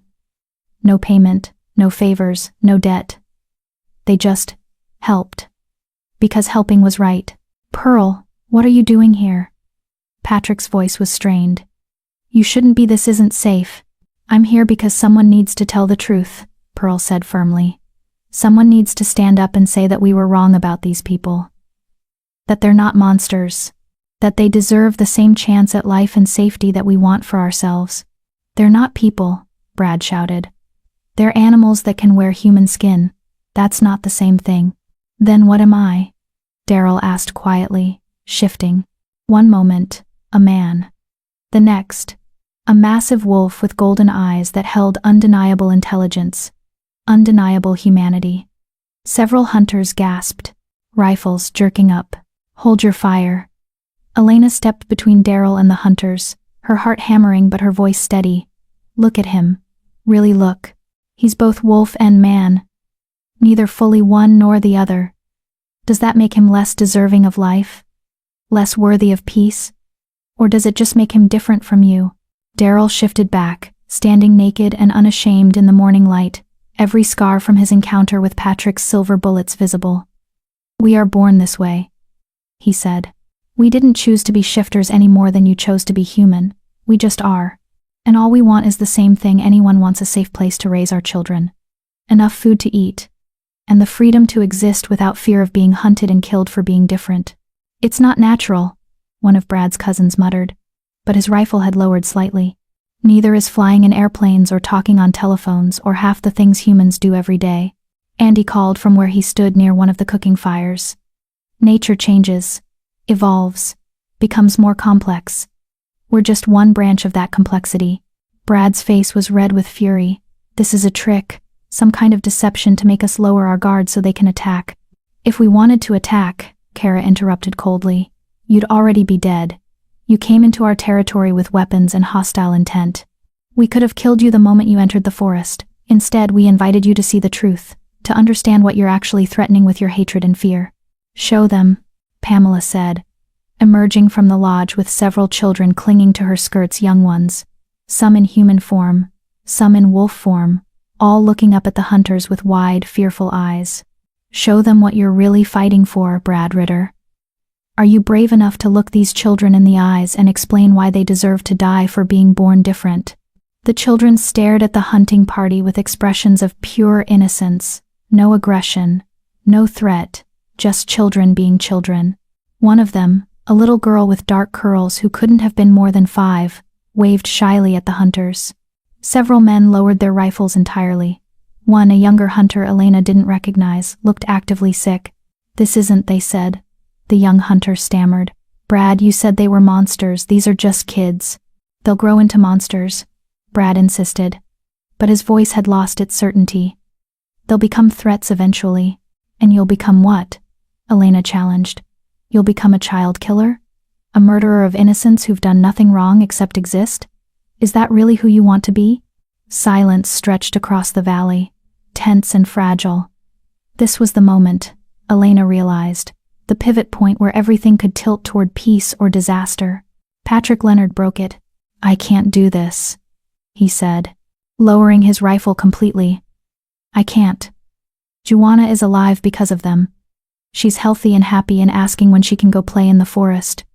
How do I reconcile that with what we came here to do? How do I justify killing the beings who saved my daughter's life? They're manipulating you, Brad shouted, using your gratitude against you. They saved my child. Patrick roared back, and Elena had never heard so much emotion in his voice. They saved her when I shot the woman who brought the medicine, when I chose hate over hope, pride over my daughter's life. And they still healed her, still gave her the cure, still offered mercy when I deserved none. So tell me, Brad, who are the real monsters here? More rifles lowered, the hunting party fractured before Elena's eyes, some men still gripping their weapons, faces hard, but others looking uncertain, questioning, reconsidering. We can't let them live, Brad said, but it came out desperate rather than commanding. If word gets out about this place, about what they are, then word gets out, Elena interrupted. Then people have to decide what matters more, fear of what's different, or hope for what's possible. Then humanity has to choose whether we're capable of coexisting with beings who aren't exactly like us, or whether we're just going to keep killing anything that challenges our narrow definition of normal. Easy words from a traitor, Brad spat. I'm not a traitor, Elena said quietly. I'm just someone who learned that monsters aren't defined by how many legs they have or what shape they take. Monsters are defined by their choices, by whether they choose cruelty or compassion, hate or understanding, violence or peace. And by that definition, Brad, you're far more monstrous than anyone in this valley. Brad's face went purple with rage. His rifle swung toward Elena, finger tightening on the trigger. And Patrick Leonard stepped between them. No, Patrick said simply, his own rifle aimed at Brad now. I've made enough terrible choices, shot enough innocent people. I won't stand by and watch you kill someone who's shown more courage and mercy than any of us deserve. The hunt ends here, Brad. It ends now. For one terrible moment, Elena thought Brad might shoot Patrick, thought he might be so consumed by hate that he'd kill his own ally rather than admit he was wrong. Then, slowly, Brad lowered his rifle. This isn't over, he said, his voice shaking with suppressed fury. You think this changes anything? You think showing me a few cute kids and some sob stories makes up for what they are? I'll be back. With more men, more weapons. And next time I won't be so easily fooled by... Next time, Daryl interrupted, his voice carrying absolute authority. I'll file a formal complaint with the State Wildlife Commission. I'll provide documentation of shifter populations in this territory, our legal right to exist here, and evidence of unprovoked attacks by human hunters. I'll demand federal protection under endangered species laws, and make this valley officially off-limits to hunting of any kind. And if you violate those protections, if you come back here with violence in mind, you'll face legal consequences. Prison time. Real penalties for real crimes. Brad stared at him, clearly not having expected that response. You can't, shifters aren't protected. We are in 4 states already, Christopher said, stepping forward with documents in hand. Legislation is pending in 6 more. The times are changing, Brad. Slowly, yes, but changing. And you can either adapt to that change, or you can be left behind, isolated and bitter while the rest of the world moves toward coexistence. Elena could practically see Brad's mind working, trying to find another angle, another argument, but he'd lost. Not through violence or force, but through truth and witnesses, and the simple power of people seeing past their fear to reality. Let's go, Brad finally said to his remaining allies, about half the original group, Elena noted. The others had already started drifting back toward the forest, rifles lowered, faces troubled but thoughtful. As Brad and his reduced hunting party retreated, Patrick lingered. He looked at Elena, at Daryl, at the pack members watching warily from throughout the valley. I'm sorry, he said quietly, for shooting you, for believing the worst instead of looking for the truth, for almost, his voice broke, for almost choosing hate over my daughter's life. I don't know if I can change years of belief overnight, but I can try. I can start. That's all anyone can ask, Elena said gently. Start trying. Start seeing. Start choosing understanding over fear. The rest will come. Patrick nodded, then turned, and followed the others into the forest. When the last hunter had disappeared from view, the valley erupted. Children came running from their hiding spots, laughing and crying with relief. Adults embraced, some celebrating, some just shaking with the aftermath of adrenaline and terror. Someone started singing an old pack song about survival and hope, and others joined in until the valley rang with voices. Elena's legs gave out. She would have collapsed if Daryl hadn't been there to catch her, his arms wrapping around her as the weight of what they'd just accomplished finally hit. We did it, she whispered against his chest. We actually did it. You did it, Daryl corrected. You built the bridge. You showed them the truth. You turned potential massacre into the beginning of peace. Patrick turned it, Elena argued. He was the one who chose differently in the moment that mattered. Because you gave him the option to choose, Daryl insisted. Because you saved his daughter and showed him mercy when he deserved none. You planted the seed, Elena. Everything that grows from it is because of you. Elena looked up at him, seeing the pride and wonder, and something deeper in his golden eyes. Through the bond, she felt what he wasn't saying out loud, that she'd changed him, changed the pack, change the possible future in ways that terrified and exhilarated him in equal measure. "I love you," she said suddenly, the words spilling out before she could think better of them. "I know it's too soon. I know we barely know each other. But I love you. I love your people. I love this place and what it represents and the hope that maybe, just maybe, the world can be better than we thought." Daryl smiled, genuinely smiled, bright and unguarded. "I love you too," he said simply. "And you're right, it is too soon. We don't know everything about each other yet. And we're probably both idiots for feeling this way this fast. But I don't care. I love you, Elena Mullins, my bridge builder, my mate, my hope for a better future." He kissed her then, in front of the whole pack, with magic crackling around them and the bond singing with joy. And in that moment, with the threat averted and love declared and possibility stretching out before them like an unwritten story, Elena finally understood what her grandmother had meant all those years ago. Kindness was its own reward, yes. But sometimes, just sometimes, it was also the foundation for everything else. For love and belonging and the courage to build bridges instead of walls.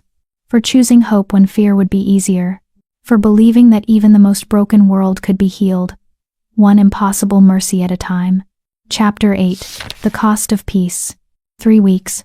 That's how long the fragile peace lasted before everything shattered. Elena stood at the edge of the valley, watching the sunset paint the sky in shades of blood and gold, and tried to ignore the knot of dread tightening in her stomach. Through the bond, she could feel Daryl's tension. He was in a council meeting, discussing the reports that had been trickling in all week. Brad Ritter hadn't given up. He'd just gotten smarter. "You're brooding again," Andy said, appearing beside her with his usual easy grace. "Daryl's going to feel that through the bond and worry." "Good," Elena said. "He should worry. We all should." "Brad's been quiet for 3 weeks. That's not surrender. That's planning." Andy's expression sobered. "Christopher's sources say he's been traveling, visiting other towns, other hunting families, spreading stories about the werewolf infestation in Millbrook, recruiting allies from outside our territory." "How many allies?" "Enough." Andy's jaw clenched. "Enough to be a real problem if they coordinate an attack. We're talking 50, maybe 60 armed hunters, all with silver weapons. All convinced we're existential threats to humanity." Elena's heart sank. "We can't fight that many, not without casualties on both sides," Andy finished grimly. "Which is exactly what Brad wants. He gets to play martyr if we kill his people, and we lose everything we've built if we massacre humans who are just scared and misinformed. There has to be another way," Elena insisted, though she could hear the desperation in her own voice. "We showed them the truth. Patrick changed his mind. Others did too. Why isn't that enough?" "Because fear is louder than truth," Pamela said, emerging from the tree line with her usual uncanny timing. "Because Brad Ritter is a man who defines himself by his enemies, and without us to hate, he's just another small, angry person screaming into the void. He needs this fight, Elena. Needs it more than he needs to live. Then he's going to get people killed," Elena said. "His people. Our people. Innocents who just got caught in the crossfire." "Yes," Pamela agreed simply. "That's what war is. That's what happens when bridges aren't strong enough to bear the weight of hate pressing down on them." The council meeting broke up, and Daryl emerged from the lodge with Kara, Christopher, and several other senior pack members. His face was grim, and through the bond, Elena felt the decision he'd already made. The one he hated but saw no alternative to. "We're evacuating," he announced without preamble. "The children, the elders, anyone who can't or won't fight." Christopher has identified 3 possible locations in the deep wilderness territories, unclaimed by any pack, far enough from human settlements that we won't be found easily. "You're running," Elena said, disbelief coloring her voice. "After everything we did, everything we proved, you're just giving up." "I'm keeping my people alive," Daryl corrected, his voice hard. "That's my first responsibility as Alpha. Not pride, not territory, not even justice. Just survival. If Brad brings 60 hunters with silver weapons into this valley, we can't win without catastrophic losses. So we don't fight. We disappear. We find somewhere else to exist.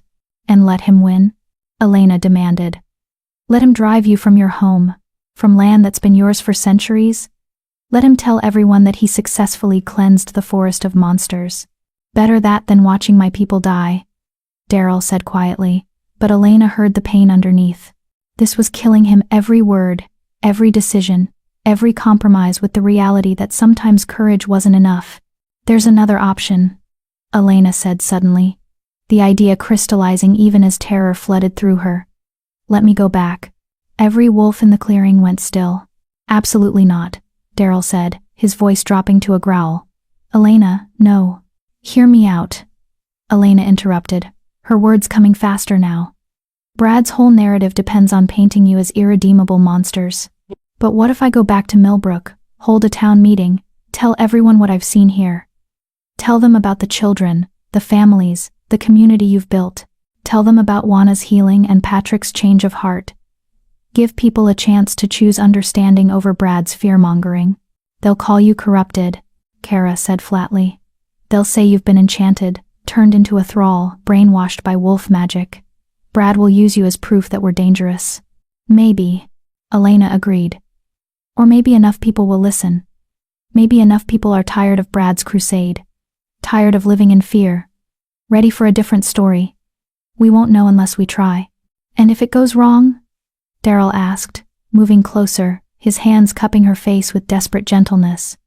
If Brad uses your testimony as an excuse to attack you, to hurt you in front of the whole town as an example of what happens to traitors, I would feel it through the bond, Elena. I would feel every moment of your pain, your fear, and I wouldn't be able to reach you in time to stop it. Then you'd feel me being brave, Elena said, pressing her hand over his heart. You'd feel me fighting for us, for the future we want to build. And maybe that would be enough.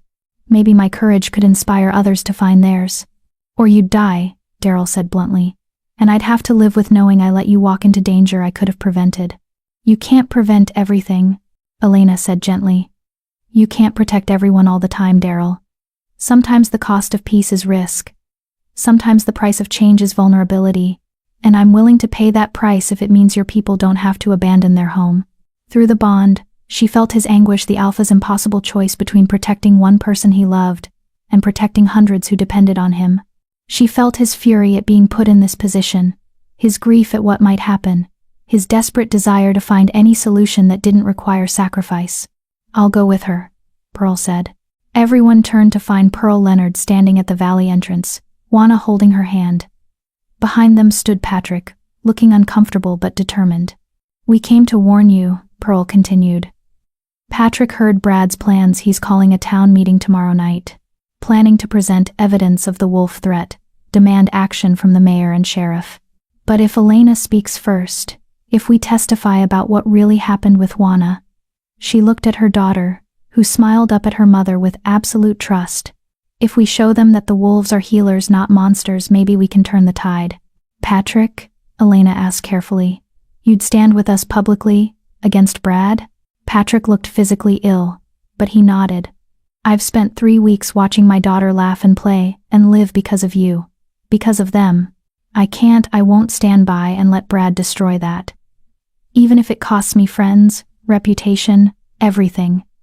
Some debts can only be paid in truth. Daryl looked at Elena, at Pearl and Patrick, at his gathered pack. She could feel him weighing options, calculating risks, trying to find the path that led somewhere other than disaster. If we do this, he said finally, we do it smart. Elena doesn't go alone. Kara and Andy accompany her in human form, positioned to extract her if things go violent. Christopher activates every friendly contact he has in town. People who owe us favors. People who might speak up in support. And the very moment I feel through the bond that Elena is in immediate danger, I'm coming. Full pack, full force, consequences be damned. That could start the war we're trying to prevent, Kara pointed out. Then we prevent the war by succeeding, Daryl said. By convincing enough humans that coexistence is possible, that we're worth the risk of standing up to Brad's hate. It's a gamble, a terrible, terrifying gamble with Elena's life as the stakes. But it's the only path I see that doesn't end in mass casualties or permanent exile. He turned back to Elena, his golden eyes searching hers. Are you absolutely certain? Once you walk into that town meeting, once you stand up in front of everyone and declare yourself pack friend, there's no taking it back. You'll be marked. Target. Potentially for the rest of your life. I've been marked since the day I saved you, Elena said simply. Since the moment I chose mercy over fear. This is just making it official. And honestly, she smiled despite everything. I'd rather die standing up for what's right than live safely while people I love are driven from their home. So yes, I'm certain. Daryl pulled her close, his arms wrapping around her with desperate strength. Through the bond, she felt everything he couldn't say, the terror and pride and love and fury all tangled together.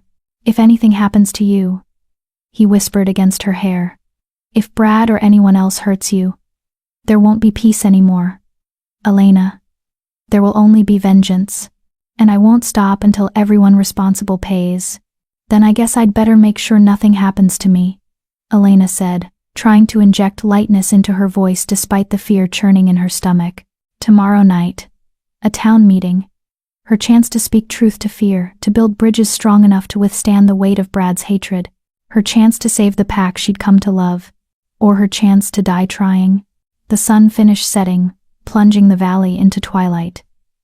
And Elena Mullins, bridge builder and mate-to-be, began preparing for the most important speech of her life. One that would either change everything, or end everything. The cost of peace, she was learning, was never cheap.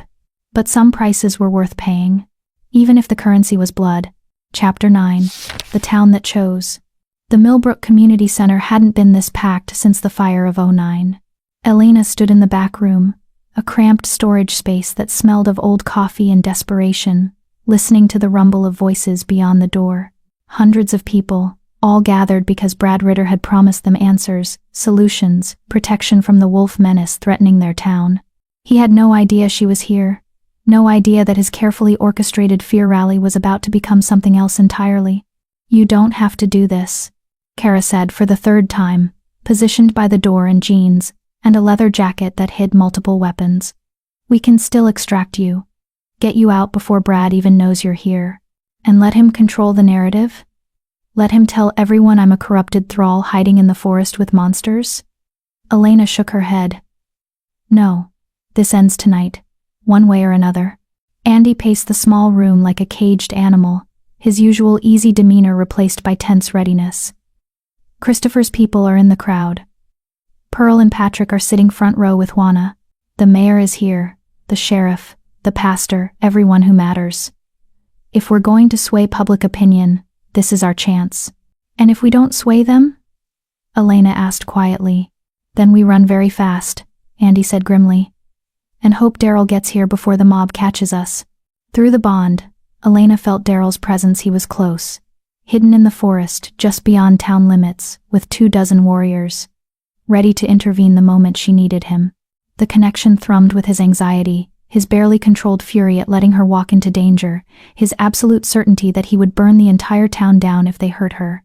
I'm okay, she sent through the bond, still marveling at the mental communication that had developed over the past 3 weeks. Scared, but okay. Be brave, Daryl's voice echoed in her mind.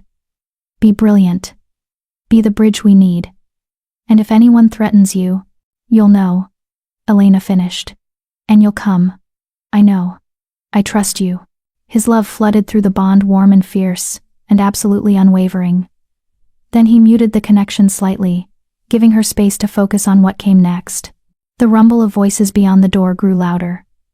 Brad had started speaking. Cannot ignore the threat any longer. His voice carried through the thin walls. 3 weeks ago, we confirmed what we've suspected for years. The wolves in our forest aren't just animals. They're shapeshifters, werewolves, monsters that can take human form, infiltrate our communities, corrupt our people. Murmurs of agreement. Gasps of shock from those hearing it for the first time. I have testimony, Brad continued, his voice taking on a practiced rhythm. Evidence from Patrick Leonard himself. His own words describing how these creatures use dark magic on his daughter. How they've been watching our town, studying us, preparing for... That's not what I said. Patrick's voice cut through Brad's speech like a knife. Elena heard the scrape of a chair, Patrick standing up. That's not what I said at all, Brad. and you know it. Silence. Shocked. Absolute silence.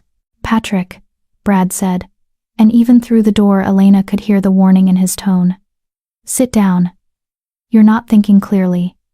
The wolf magic has confused you.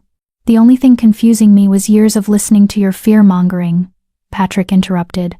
You want to talk about my daughter? Fine. Let's talk about Juana. 3 weeks ago, she was dying. Aplastic anemia. The doctors gave her months, maybe weeks. They'd tried everything, transfusions, drugs, experimental treatments. Nothing worked. She was dying, and there was nothing I could do to stop it. Elena heard the catch in his voice, the grief of a father who'd faced losing his child. Then Elena Mullins came to my house, Patrick continued. Brought medicine from the wolves. Medicine that saved Juana's life. Not treated her symptoms, saved her life. In 3 days she went from barely able to sit up to running and playing like a normal 10-year-old. That's not dark magic, Brad. That's healing. That's mercy. That's the kind of miracle I spent years praying for. Delivered by the beings you want us to hunt and kill. They're manipulating you, Brad shouted. Using your gratitude to cloud your judgment. Then I'm grateful to be manipulated, Patrick said flatly, because my daughter is alive. And if that makes me a traitor to your crusade, Brad, then I'm a traitor. But at least I'm a traitor whose child will grow up. Can you say the same about the families you're trying to drag into a war? The crowd erupted, some voices supporting Patrick, others shouting him down, chaos spreading through the community center like wildfire. This was her moment. Elena pushed through the door before she could lose her nerve. The community center fell silent as she walked down the center aisle. Every eye fixed on her, some shocked, some hostile, some cautiously hopeful. She could feel the weight of their attention, their judgment, their fear. Brad's face went purple with rage. You. Security. Remove this woman, she's trespassing, corrupted by. I'm a citizen of Millbrook, Elena said clearly, her voice carrying despite its tremor. Born here, raised here, lived here my entire life until 3 weeks ago. I have as much right to speak at this meeting as anyone. More right than you, Brad. Since I'm the only person in this room who actually knows what's happening in that forest. Then tell them, Brad snarled. Tell them how the monsters brainwashed you, turned you into their puppet. I'll tell them the truth, Elena interrupted, climbing onto the small stage at the front of the room. Her shoulder ached, the bullet wound from Patrick's rifle still healing, but she stood straight, proud, unafraid. 3 weeks ago, I saved a dying wolf, she began. Found him bleeding in the forest, shot with silver bullets by hunters from this town. I could have left him to die. Should have, probably, if I'd had any sense of self-preservation. But I couldn't. Because even dying, even terrifying, he was a living being in pain. And I was raised to believe that mercy matters more than fear. She scanned the crowd, meeting eyes, refusing to look away. That wolf was Darrell Brooks, alpha of the Northern Pack, king of the forest territories. And when he healed, when he showed me what he truly was, I had a choice. I could run back here, spread fear about shapeshifters in the woods, or I could stay, learn, see the truth that Brad Ritter doesn't want any of you to know. What truth? Someone called from the crowd, a woman Elena vaguely recognized from the grocery store. That they're people, Elena said simply. Not animals, not monsters. People who happen to be able to shift between human and wolf form. People with families, homes, communities. People who've lived in that forest for centuries, long before Millbrook existed, just trying to survive while being hunted by humans who fear what they don't understand. They killed our livestock, someone shouted. 3 sheep in 2 years, Elena countered. 3 sheep that wandered into their territory when they were hungry. Compare that to how many wolves you've killed, Brad. How many of their scouts, their young, their innocent, have died from your silver bullets and your traps? Brad's face twisted. They're not innocent. They're predators.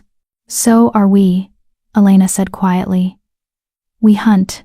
We eat meat. We defend our territory from threats. The only difference is that we do it on 2 legs instead of 4. That doesn't make us superior, Brad. Just different. She turned to address the whole crowd now, channeling every ounce of conviction she possessed. I've lived among them for 3 weeks. Eaten their food, learned their customs, met their children. I've seen young wolves learning to read, healers tending gardens, warriors training to defend their families from threats like the hunting party Brad led into their valley 2 weeks ago. Gasps. Murmurs. Brad had clearly not shared that detail. You attacked them? The mayor asked, his voice sharp. Brad, you told the council you were conducting reconnaissance. I was defending this town, Brad shouted, protecting us from what? Elena challenged. From people who offered to heal a dying child? From a community that showed us mercy when they could have killed us all the moment we entered their territory? 23 men, Brad. You led 23 armed hunters into a valley filled with shifters who could have torn you apart in seconds. And what did they do? Silence. Brad's jaw worked soundlessly. They invited us to breakfast. Elena finished. They showed us their homes, their families, their lives. They proved they weren't monsters. And the only reason anyone got hurt that day was because Patrick shot me when I tried to save his daughter's life. She pulled down her collar, showing the still healing scar on her shoulder. This is what choosing peace looks like. This is what building bridges costs. And I'd do it again. 1,000 times. Because the alternative the war Brad wants so desperately will cost us so much more than one bullet wound. They're not human, Brad roared, losing all pretense of control. They're abominations. Violations of natural law. And if we don't eliminate them now, they'll spread. They'll infect our children, corrupt our families, destroy everything we've built. Everything you've built on stolen land, Elena said quietly. This forest was theirs first, Brad. We're the invaders. We're the ones who pushed them out, hunted them, forced them into hiding. And despite all that, despite having every reason to hate us, they still offered healing to Juana Leonard. Still chose mercy over revenge. That's not corruption, that's grace. And it's more than we've ever offered them. Pearl stood, pulling Juana up with her. The little girl looked healthier than Elena had ever seen, her bright eyes, pink cheeks, boundless energy barely contained. My daughter was dying, Pearl said, her voice shaking but clear. The doctors gave up. Our prayers seemed unanswered. And then Elena brought medicine from the wolves. Medicine that worked. That saved Juana when human science failed. How do I reconcile that with Brad's stories about monsters? How do I call them evil when they gave me back my child?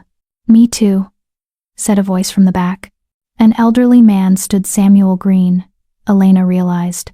The town's oldest resident. 30 years ago, Samuel continued. I got lost in those woods. Broke my leg, couldn't walk, thought I'd die out there. A wolf found me. A massive gray wolf that I now realize must have been a shifter. Could have killed me easy. Instead, he guarded me through the night, kept the cold off me, scared away other predators. When the search party found me at dawn, that wolf disappeared back into the forest. Never knew what it was until now. But I owe my life to one of these monsters Brad wants us to kill.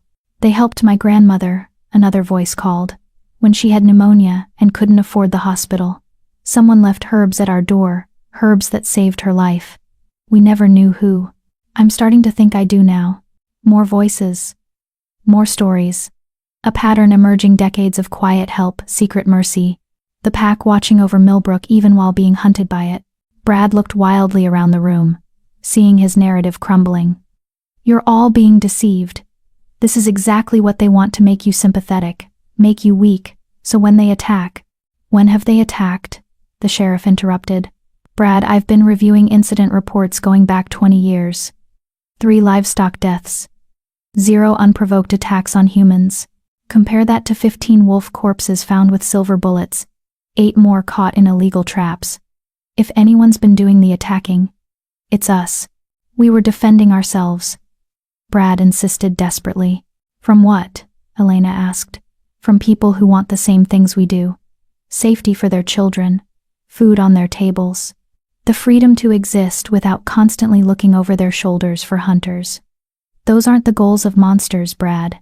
Those are the goals of anyone trying to survive in a world that hates them for being different. She took a deep breath, preparing for the final push. I'm asking this town to make a choice. We can follow Brad down the path of violence and fear.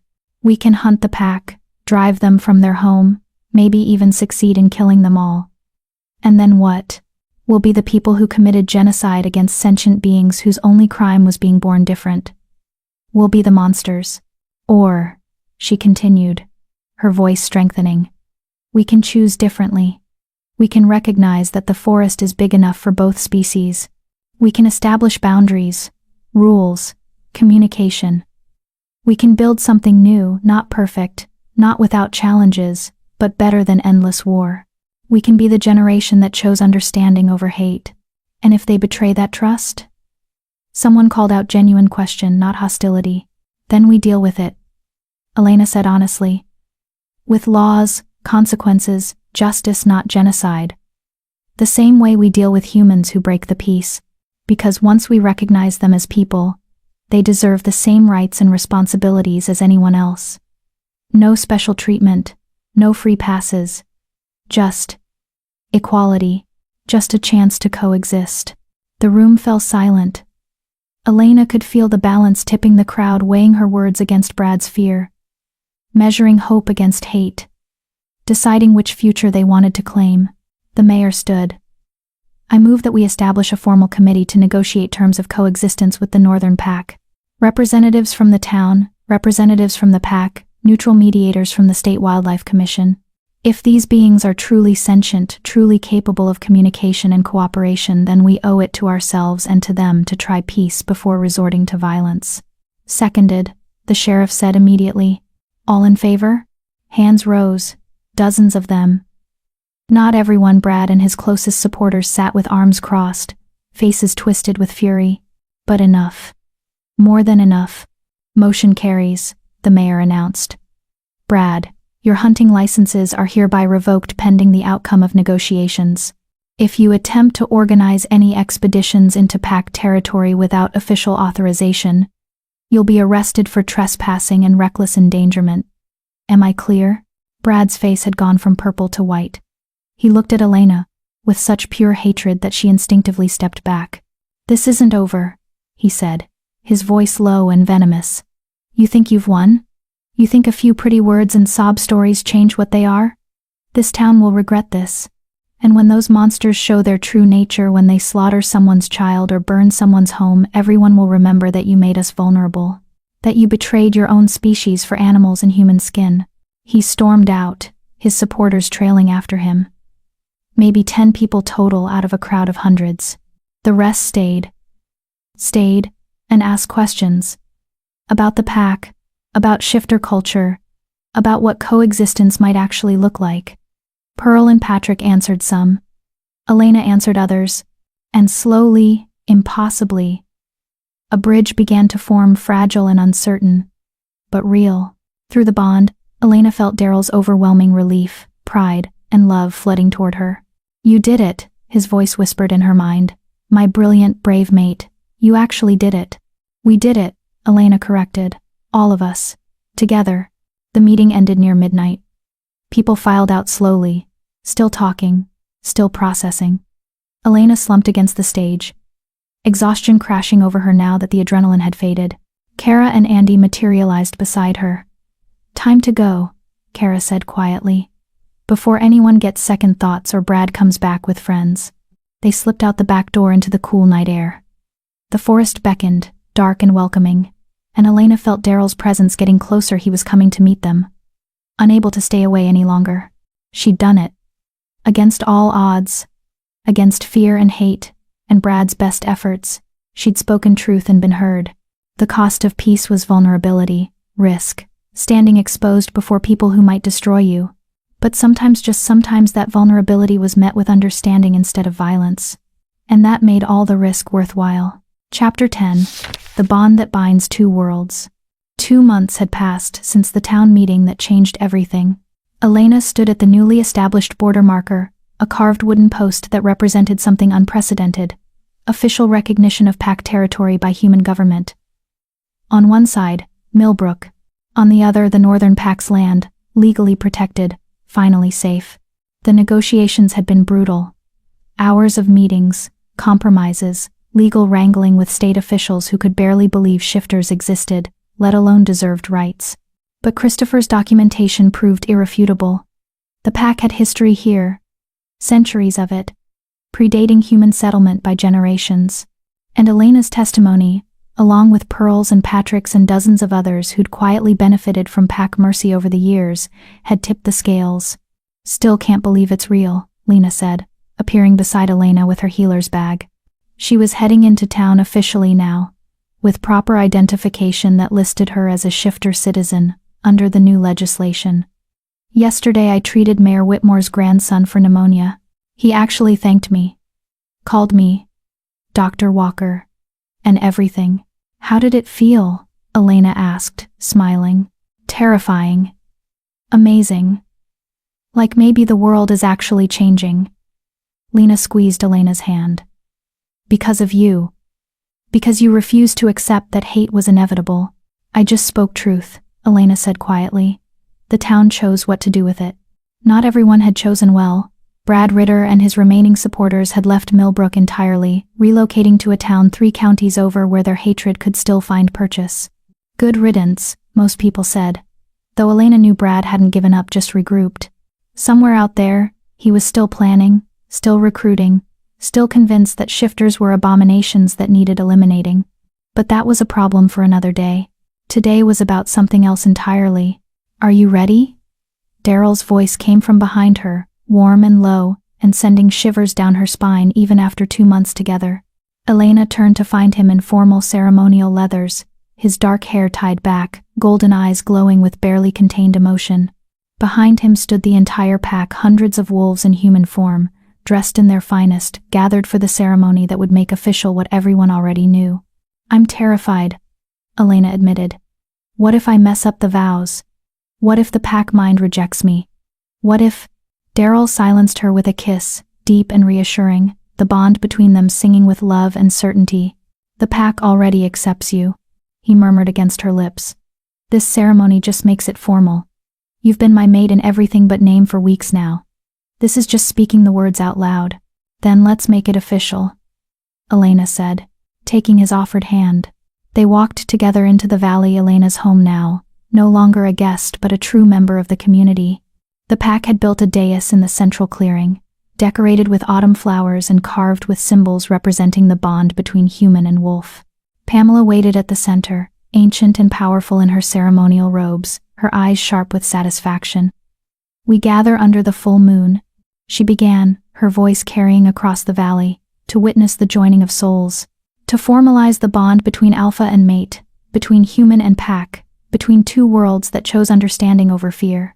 The ritual was beautiful and strange and deeply moving. Elena spoke vows in languages she'd only learned weeks ago, pack tongue mixed with English, promises of loyalty and love and standing together through whatever came. Daryl's vows echoed hers, his voice rough with emotion as he pledged his protection, his heart, his future. Then came the blood ritual, palms cut and pressed together, magic flaring bright enough to see even in daylight. The bond that had been growing between them suddenly solidified, became permanent and unbreakable. Elena gasped. As the pack mind opened fully to her, hundreds of consciousnesses brushing against hers, welcoming her, accepting her as one of their own. "Welcome home," they whispered in her mind. "Welcome, bridge builder. Welcome, Alpha's mate. Welcome, sister." Tears streamed down Elena's face. She'd spent 19 years alone, invisible, unwanted, and now she belonged to something so vast and loving and powerful that it stole her breath. "The bond is sealed," Pamela announced. "Let all who witness know. Elena Mullins is pack. Elena Brooks is mate. And anyone who threatens her, threatens us all." The pack howled a sound of pure joy and acceptance that echoed across the valley and into the forest beyond. Even in Millbrook, people would hear it and know. The bridge between worlds was not just built, but fortified with love. The celebration lasted through the night. Food and music and laughter filled the valley as pack members congratulated them, shared stories, welcomed Elena officially into the family she'd chosen. Pearl and Patrick came with Juana, who immediately ran off to play with the pack children, no longer afraid, just delighted. "She wants to be a healer like Lena," Pearl said, watching her daughter with soft eyes. "Wants to learn about herbs and pack magic. Is that allowed?" "She's welcome to learn whatever she wants," Daryl said warmly. "Your daughter saved my mate's life by being brave enough to take that first dose of medicine. We owe her a debt. Teaching her healing arts would be an honor." Patrick shifted uncomfortably, still adjusting to casual conversation with the alpha he'd once shot, but he extended his hand anyway. Thank you. For everything. For healing Juana. For showing mercy I didn't deserve. For giving this town a chance to be better. Daryl shook his hand firmly. Thank Elena. She's the one who believed in the possibility of peace when I was ready to flee or fight. She built this bridge. We all just walked across it. As the night deepened and the celebration continued, Elena found herself on a quiet overlook with Daryl, looking down at the valley, their valley now, protected and peaceful. Do you regret it? Daryl asked softly. Giving up your human life? You can't go back now. The mate bond ties you to the pack, to the land, to me. You'll age slower, live longer, exist between two worlds forever. That's not a small sacrifice. I'm not sacrificing anything, Elena said firmly. I'm gaining everything I never had. Family, purpose, love, a home where I'm not just tolerated but wanted. How could I possibly regret that? She turned to face him, cupping his jaw gently. You saved me too, you know. Not from death, from loneliness. From a life of existing without truly living. We rescued each other, Daryl. That's what mates do. He kissed her then, under the full moon, with the pack celebrating below and the future stretching ahead, full of challenges but also hope. The bond between them pulsed with perfect synchronization, two hearts, two souls, two worlds unified. Not because they were the same, but because they'd chosen each other despite the differences. 3 years later, Elena stood in the same valley, watching her daughter, barely 6 months old, already showing signs of the gift play in the grass under Lena's watchful eye. Half human, half shifter, fully loved by both communities that had learned to coexist. The treaty had spread. Other packs, seeing the Northern Pack's success, had reached out to their neighboring towns. The legislation had expanded to 3 more states. Change was slow, painful, imperfect, but it was happening. Brad Ritter had tried twice more to organize attacks. Both times, he'd been stopped by legal injunctions and lack of support. The world was changing too fast for his hatred to keep up. Patrick now served on the Joint Council, representing Millbrook's interests while advocating for the pack. Pearl taught human children and wolf pups together in a school that existed on the border between worlds. Christopher's histories were being published, documenting shifter culture for future generations. And Elena was exactly where she belonged. Bridge builder, healer, mother, mate. No longer the girl with mismatched eyes who didn't fit anywhere. Now she was the woman who fit everywhere, because she'd had the courage to see worth in the worthless. To offer mercy when hate was easier. To build bridges when walls would have been safer. Thinking deep thoughts? Daryl asked, wrapping his arms around her from behind, his chin resting on her shoulder. Just remembering, Elena said softly. Remembering the girl who found a dying wolf in the forest and changed everything. The girl who saved a king, Daryl murmured. Who became a queen. Who proved that kindness isn't weakness, it's the strongest force in the world. Elena